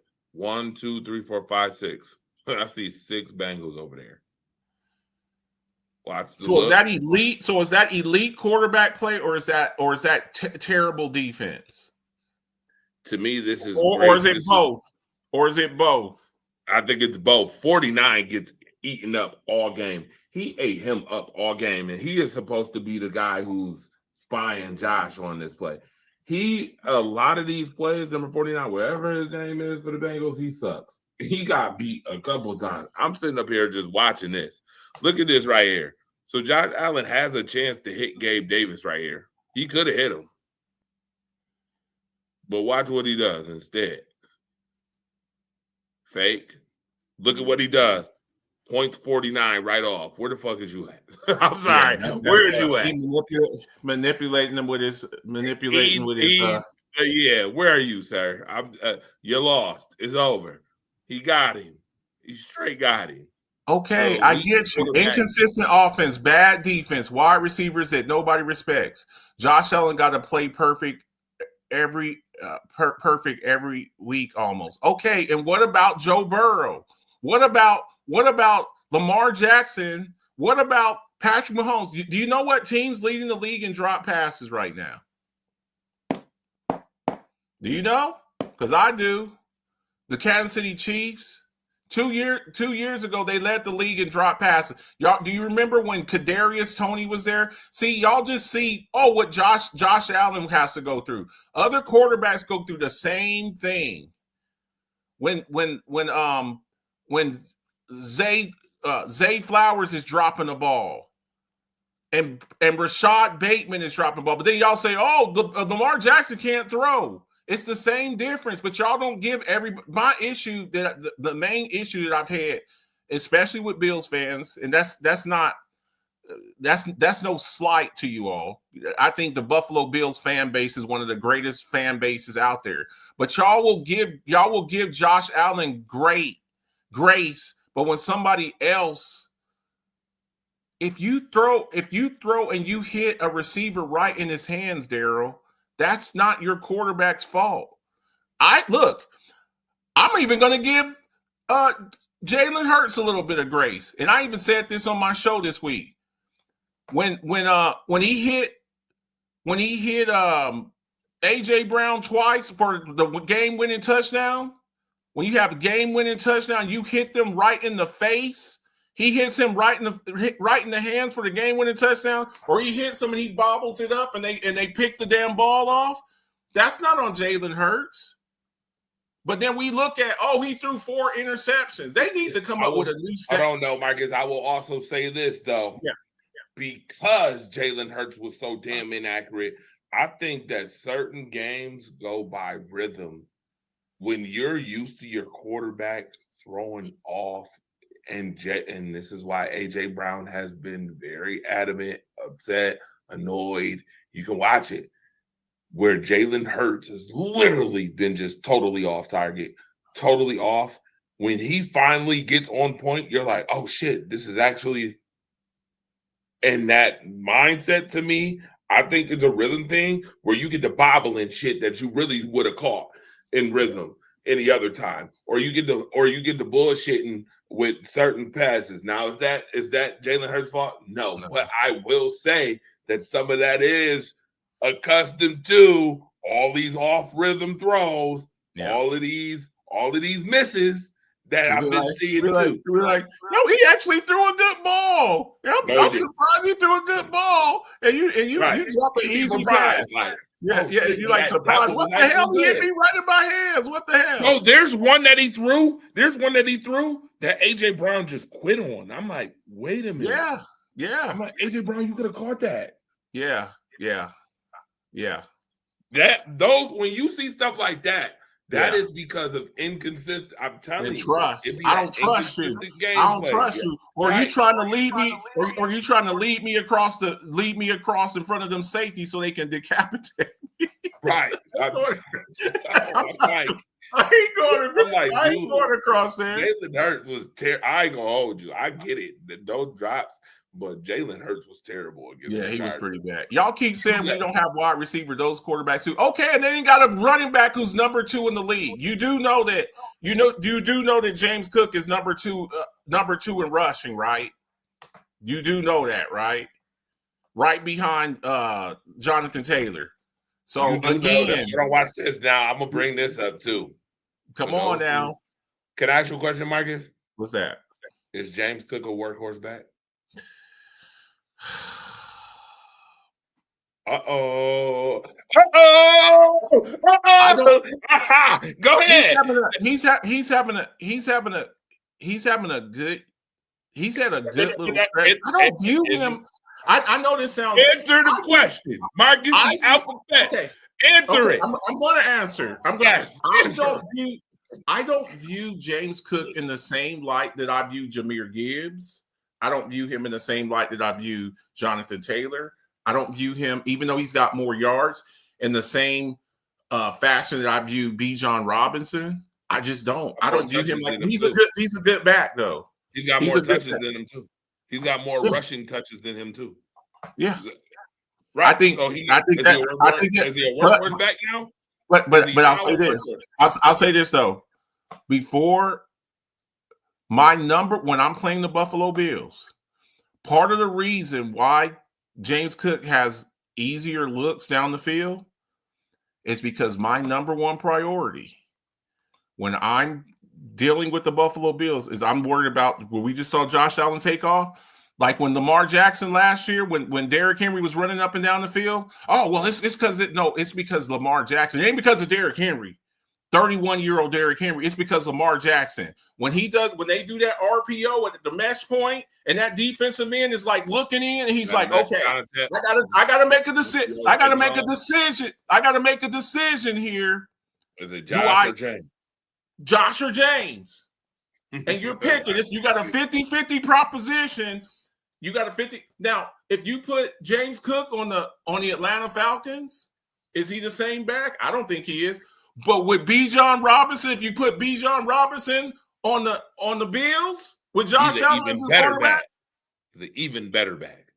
Then you see what I'm saying? So look, a lot of James Cook's success, and this ain't to take away. He is talented. I don't view him like Jahmyr Gibbs. I don't view him like Achane. You see what Achane just did to the Bills when he ran for $170. Yeah, we saw that.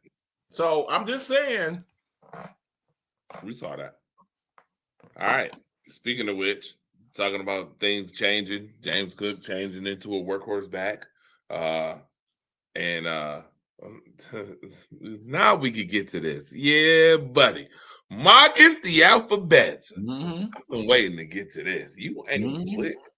You thought you was getting away with it. I know you was waiting for the time to expire and me not get on your Chicago Bears. Yeah, they ain't my Chicago. That's Devon Sanfield Chicago. They ain't my Chicago. Let me first and foremost the can man. Let me first and foremost say that your team can't again. And let me give Ben Johnson his props all in the same breath. Mm-hmm. Ben Johnson is an exciting. Hold on, watch this. Mm-hmm. For those who love football, respectfully, I cannot stand the Chicago toilet seat logo wearing Bears that decided all of a sudden finally put a bear on their helmet after all this time, instead of that crooked ass toilet seat. Ben Johnson is an electric, exciting coach to watch. And that is hard to say for someone who is a Green Bay Packers fan and is fuck the Bears all day until the end of time. But what I watched Ben Johnson do in the second half, y'all not about to like what I must say next, but I'm going to say it. It's something I don't even see Sean McDermott do. What? Halftime adjustments? Halftime adjustment? Halftime adjustment? Yes. What I saw from Ben Johnson and that adjustment he made, that adjustment almost beat the Packers. It was this close.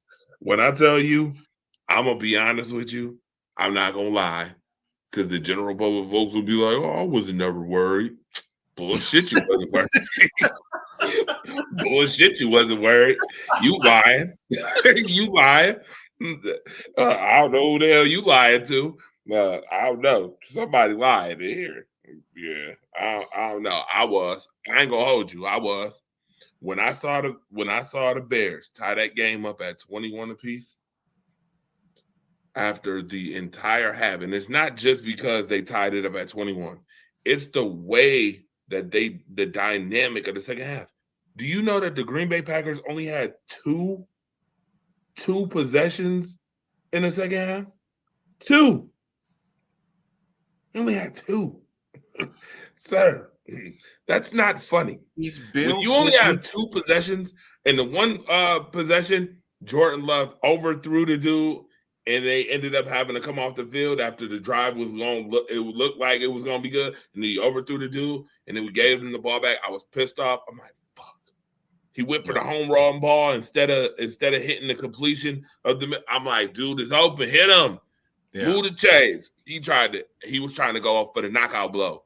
Yeah. You can't. Let me tell you this right now. Every possession counts. Yes, Every if possession you are not counts. the dynamic, if you are not the dynamic offense, and I can admit this is gonna taste like vinegar when I say this. The Green Bay Packers have a great offense, but it is not a Detroit Lions dynamic offense. And that's just being very honest. You cannot play around with Ben Johnson like that. Playing around trying to go for knockout blows. You end up what's that? Friendly fire? End up fracture side. Yeah, they almost right. They almost friendly fired themselves. I was pissed. I'm like, I know this team better not come back and win this fucking game. I know you lying. And then that last drive, Matt LaFleur. Thank you very much, finally, Matt, for being consistent, you idiot.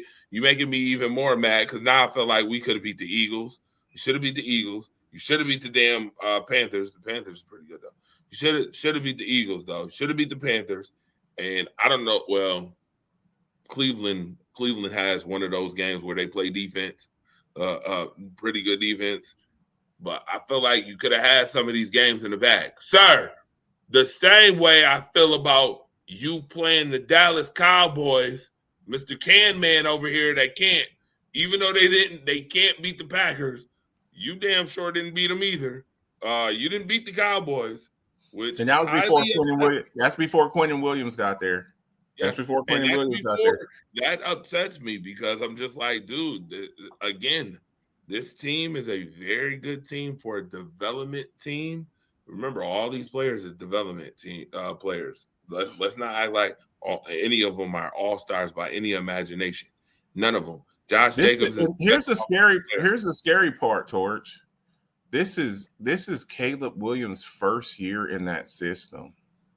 Yeah, I know. And Ben Johnson's the coach. I get it. Can you imagine what he's going to be like next year with a full year of this? Oh, and the Bears have a lot of salary cap space because their quarterback is on a rookie deal. So that means, look, they got a nice running game. You got Swift and that kid Mononga. I really like him. You got two good tight ends. You got Cole Kmet and Colston Loveland. I like him. Luther Burton, the kid Luther Burton. He's starting to develop. I think they'll probably let DJ Moore walk. You got Rome Odunze. DJ Moore walk tomorrow. DJ Moore didn't do not a damn thing in that game. Yeah, I think he's out of there. I think they want Luther Burton to be there too. I think they want to roll with Rome Odunze and Luther Burton. But they have man, that team, and for his first year, you know, I don't have him as my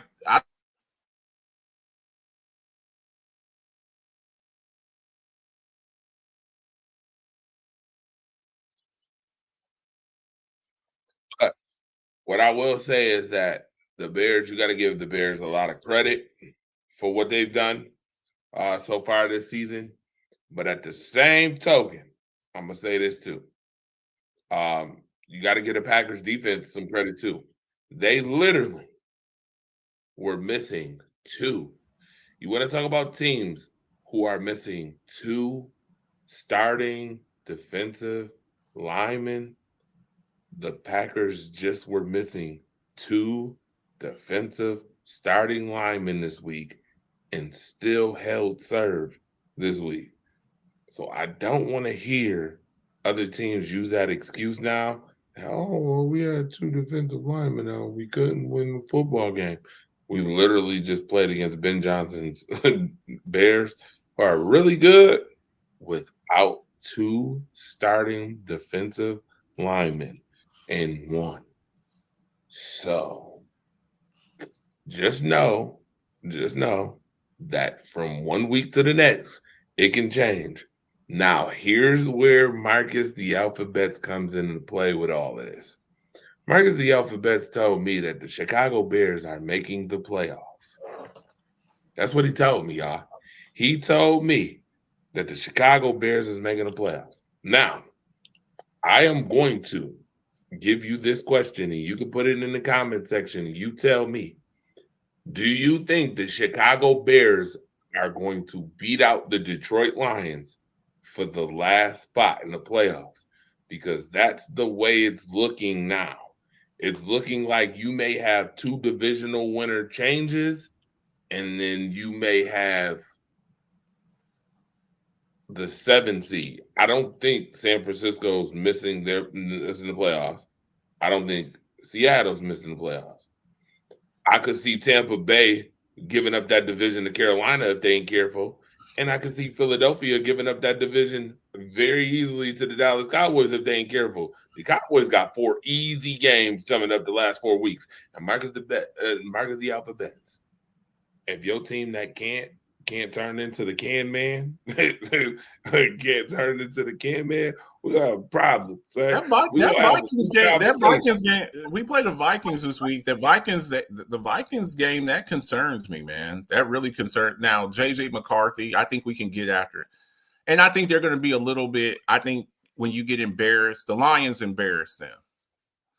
The Lions embarrass them. If you want to redeem yourself, this is the week to do it. Now, against JJ McCarthy, he's very inconsistent. The Vikings aren't built like the Lions. The Lions are extremely explosive. When you look at their wide receiver core, I didn't think Sun God was going to play. That's why I made my pick like I did. But Jameson Williams, when you look at Gibbs is just Gibbs is so nasty, man. He's so nasty. And they did that without Laporta, too. I mean, their main tight end is Laporta, and they're missing their secondary. So we'll see. Look, man, it's any given Sunday. If you go in there not ready to play, you're going to get your ass beat. And then I think you were dealing with a very desperate Lions team. They just lost Terrion Arnold and the safety, Brian Brandt. So we'll see, man. We'll see what happens.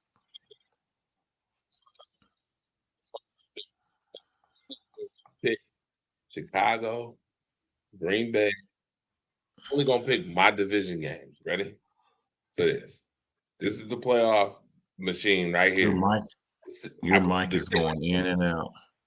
This is the playoff machine, the 6 machine.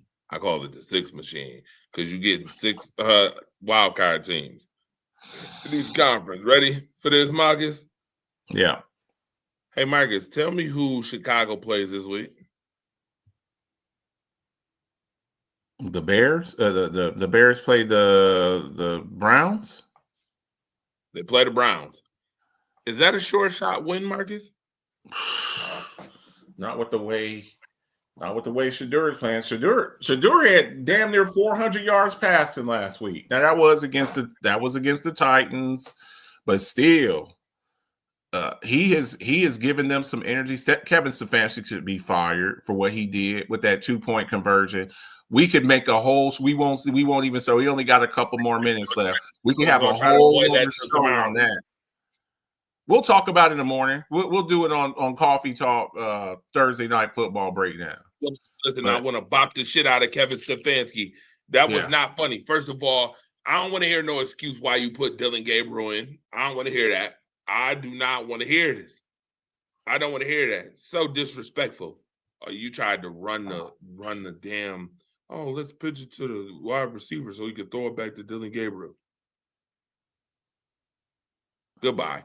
Anyway, sorry, they play the Browns. So you got the Bears though, right? Yeah, but man, the Browns, the Browns, man, they look rejuvenated. The Browns, man, the Browns. If the Browns play this right this offseason and get rid of Deshaun Watson, if y'all don't get rid of Deshaun Watson, I don't know what else to say, man. This week looks good for Chicago because Green Bay has to play Denver in Denver, and Detroit has to play the Rams, right? The top 2 number 1 seeds. So it looks good for them, right? This week. But here's the problem. It's the next weeks after that. You got to play Green Bay. So one of them two going to lose unless it's a tie. Pittsburgh plays Detroit in Detroit. I don't like the league, by the way, for doing that. Detroit plays the Vikings. The Bears play San Francisco. That will be fun. Baltimore plays Green Bay, which Baltimore can never beat Green Bay.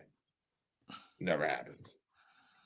Lamar, that's the only team Lamar struggles with in the NFC, by the way. The last team to beat Lamar outside of what team just beat Lamar in the NFC? Was it Detroit? I think it was. Yes, Detroit was the last team. Well, anyway, besides Detroit, Green Bay was the last team before Detroit that Lamar lost to.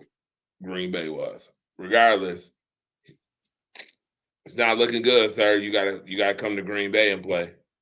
It's not looking good. The last week of the season, Detroit versus the Bears.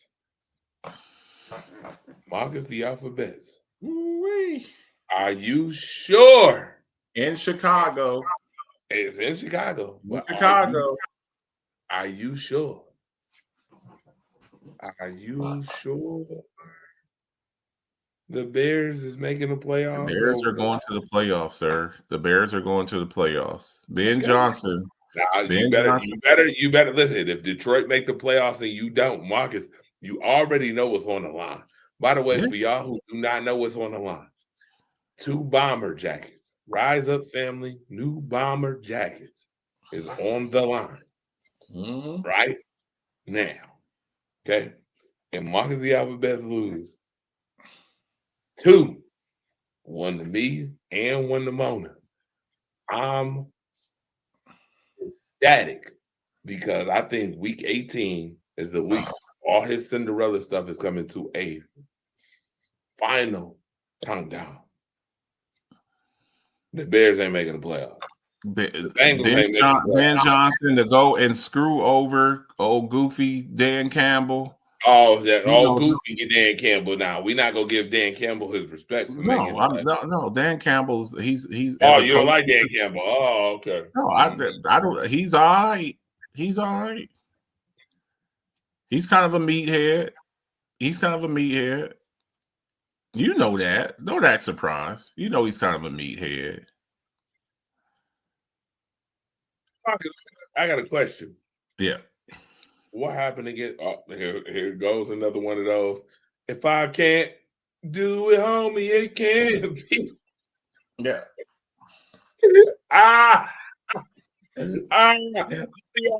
Question, Marcus. That meathead. Did he just tear your ass? He did. But let me tell you, we lost. That performance by Jahmyr Gibbs. My respect. I always liked Jahmyr Gibbs. I liked him at Alabama. Jahmyr Gibbs is about to be the highest paid. I believe he's about to be the highest paid running back in the league. That's how good he is. Tomato Gibbs at your Dallas Cowboys. If I can't do it, homie, it can't be done. Yo, I cannot. You got me over here dying. You talking about some damn meathead. He tore that ass up Thursday. We got roughed up a little bit. Roughed up a little bit. Yeah, we got roughed up. No, sir, this is not a 50. No, sir. The first song was right. If I can't do it, that was the right song. Don't be trying to talk about just a little bit. Like y'all got roughed up by Carolina. It happens. It happens. Oh no, Marcus. No, we didn't get roughed up by Carolina. We barely lost to Carolina. Y'all got roughed up by Carolina. Nice try, Marcus. We got roughed up a little bit. 50's greatest hits right now over here. This guy, 50's greatest hits over here. We appreciate y'all for coming out. We got to get ready to get up out of here. I gotta move around a little bit. He got me dying laughing. Yeah, you better run. You better run. Run right off. Listen, run right off into the sunset. Coming up on your team. We'll be around. Oh, by the way, hey, you know who escaped? You know who escaped this week? Who's that? Didn't get.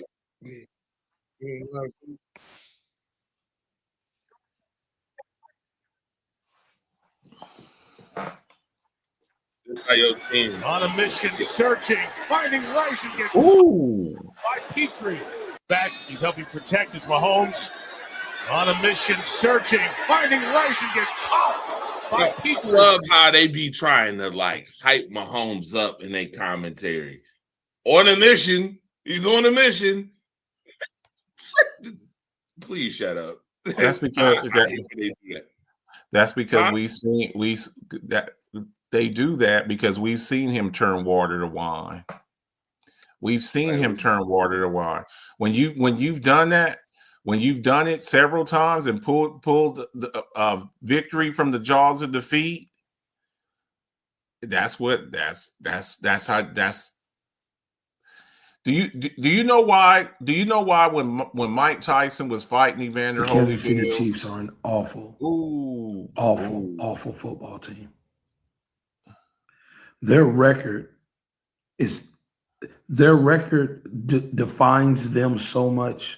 How they can be 6-7. 1 week the offense looks like the best offense I've ever seen. They can go score 30, 35, 37, go have 500 total yards. But the defense can't stop me. The defense can't stop a high school team. Then 1 week the defense can be lights out and look like the defense I've seen over the last decade. And all of a sudden our wide receivers can't catch passes. Now why our wide receivers can't catch passes. The Denver Bronco game, Rashee Rice, our number one wide receiver, who's been reliable, drops 3 passes against Denver. Crucial drops against Denver. Who gets blamed for that? Which would have won that game. Last week, Rashee Rice against the Dallas Cowboys has a crossing route over the middle of the field, which extends the drive. When the game is tied, the Chiefs can go down and win the game. He drops it. Tonight, I don't know how many balls Pat put in his hand. Pause. I don't know how many passes Mahomes put in their hands today. Kelsey with 3 drops. Noah Gray, 2 drops. Rice, 3 drops. Kareem Hunt drops a touchdown. And then special teams.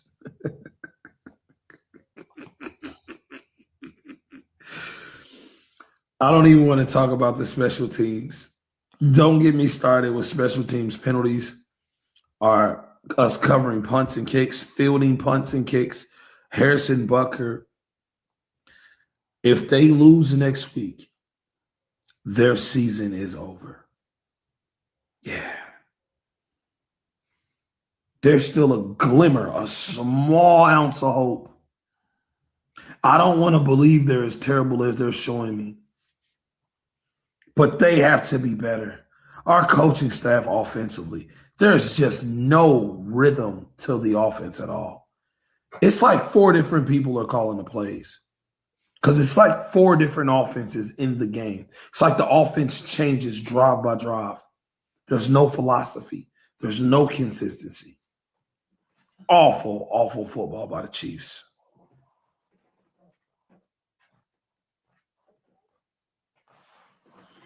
There you have it. Your mic is off. Make sure y'all tune in tomorrow morning. Marcus, you ain't slick. I'm about to call Cap. See how quick you was about to no energy. Again, you was about to let him just slide and get away. Oh with no, that. no. I'm trying to I don't want a TikTok video. I want you right here. That's what I'm working on. He said, wait a minute. I gotta call Cat. I'm calling Cat. The Kansas City Chiefs. 1 week, I see they could put up 32 to 35 points per game. Sir, your Chiefs didn't even have 2 30-point games last year. What the fuck is he talking about? Please explain to me, what is he talking about? Your Chiefs team out of 18 weeks scored. Oh, and you needed a playoff game to get the second 30-point game that you had against guess who? Oh, that's right. Damn Sean McDermott. That damn McDermott. And the Bills. You not getting no sir, he got every excuse in the book for why they ain't doing nothing. But you sure enough will see you in February 3 weeks ago. I just please do not let this dude get off the hook. Off the hook by no stretch of imagination. Just because you pointing out the obvious, Sir Walter Raleigh, don't give you a pass, sir. You want a pass so bad. No, the Chiefs are on life support, sir. Guess what, sir? I'm gonna tell you what the Chiefs is like right now. This is, and I'm just being in all seriousness, not even trying to be funny. They already ready to set up the funeral proceedings already. They got it in plan. All they doing is waiting for that plug to get pulled. That y'all on life support, on a ventilator, keeping y'all dead in the water. Your season is over now. You talking about the season? They still got a 16% chance. They got a 16% chance. Marcus, 15, they still got Marcus. It ain't over. It ain't okay. Marcus. 13 seconds. 13 seconds. That's all I'm gonna say. 13 seconds. 13 seconds. No, I get you. That's cute. They beating the Chargers next week? Probably not. But I'm saying, but I'm just saying. You're saying that they're done. You're saying that they're done. I'm saying they're done. You want to know why I'm saying they're done? Because first and foremost, you have a divisional hard-nosed game against the Chargers, which at this point in the season, let's not pretend that certain games don't take more out of you than others. Okay. So is the Buffalo Bills against the New England Patriots with a highly motivated Stephon Diggs? Yes. Is that going to take a lot out of the Buffalo Bills? They better look, sir. Oh, I'm glad that you mentioned that because I didn't even get to no picks. Marcus the alphabet. Yeah. James Cook better touch the ball 25 times this week against the Patriots. On the road, he better touch the ball 25 times. And Josh better be throwing them open this week like he was doing against the Bengals. He better be doing that against the damn Patriots. Because if not, you're taking the Bengals defense ain't the Patriots. Right, ain't the Patriots defense. You're taking it. I can promise you. I can promise you. Josh Allen ain't about to just be running around without a spy on him. That will not happen. That will not happen. Oh, guess who the Chiefs got to play week 17? The Raiders? The Denver Broncos. Yeah. First, Marcus, let's stop this nonsense now. You got to play the Chargers week 15. You getting away with one week 16 and playing the Titans. You got to play Denver week 17, and you get away with the Raiders. Sorry, they not winning. They winning 2 games. But the 2 games they win, it's going to be over by then. Denver going to send them packing. Watch what I tell you. Denver's going to be highly. The Broncos going to send them packing right home. You know, Sean Payton gets the opportunity, even if they beat the Chargers next week, right? They still need help. Yeah. You still get help. It ain't just you win out and you in the playoffs. You still need help, sir. Sean Payton will get the opportunity, if so. Put the nail in the coffin. Ass packing. You don't think he's going to take that into consideration? Oh, yeah.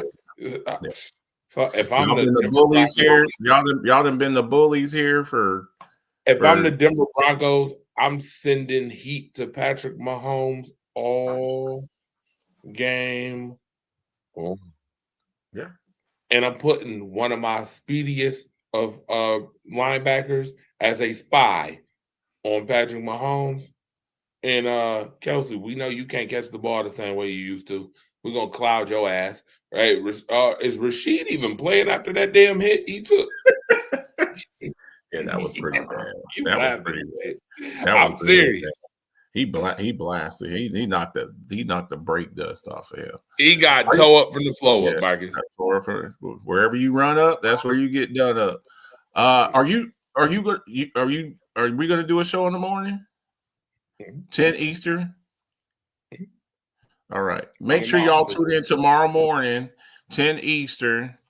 Coffee Talk, Rise Up Family, Thursday night football breakdown show. We'll be sipping on some coffee and talking some football. And it's the goddamn Tampa Bay game. Tampa and Atlanta. Yeah. Yeah, man. We still got to do it. We still got to do it. Thursday night football game. Hilarious. Lord have mercy. Yeah, we go see. The Pats been 29th in rushing D since week 10, since Milton Williams been out. Expect Cook to get a lot. Yeah, I would imagine. I really need to hear they eliminated and then see it in writing with a signature from a notary for me to believe that Casey. Yeah, that's look. When you've done what they've done, that's the kind of consideration you get. Make sure y'all tune in tomorrow morning, 10 o'clock Eastern Standard Time. I'm gonna go in here and rest up, and we'll be back in the morning. My guy here, Andre Torch Robinson, myself, Marcus the Alphabets, aka the Cam Man. We'll be back. We'll be back in the morning, chopping it up with y'all. Man, with the team that can't. We'll be back in the morning, man. We appreciate everybody who comes out, everybody who shows love. You gonna make me put that shit up again, Marcus? Stop playing. It's all good. I'm gonna get that put on a t-shirt, man. I'm gonna get that put on a t-shirt. Man. Yeah. Y'all have a good night. We'll be back in a few hours. We'll be back in the morning to break down the Atlanta and Tampa Bay Thursday night football game. Make sure y'all get up, have some coffee with us, and chop it up with us. All right. We're gonna get up out of here. Have a good night. Be safe out there. I know it's snowing in some places. I know Mona's got snowed on. If you're traveling around, just be safe. Okay. The world's a better place with you in it. All right. Y'all have a great night. See you.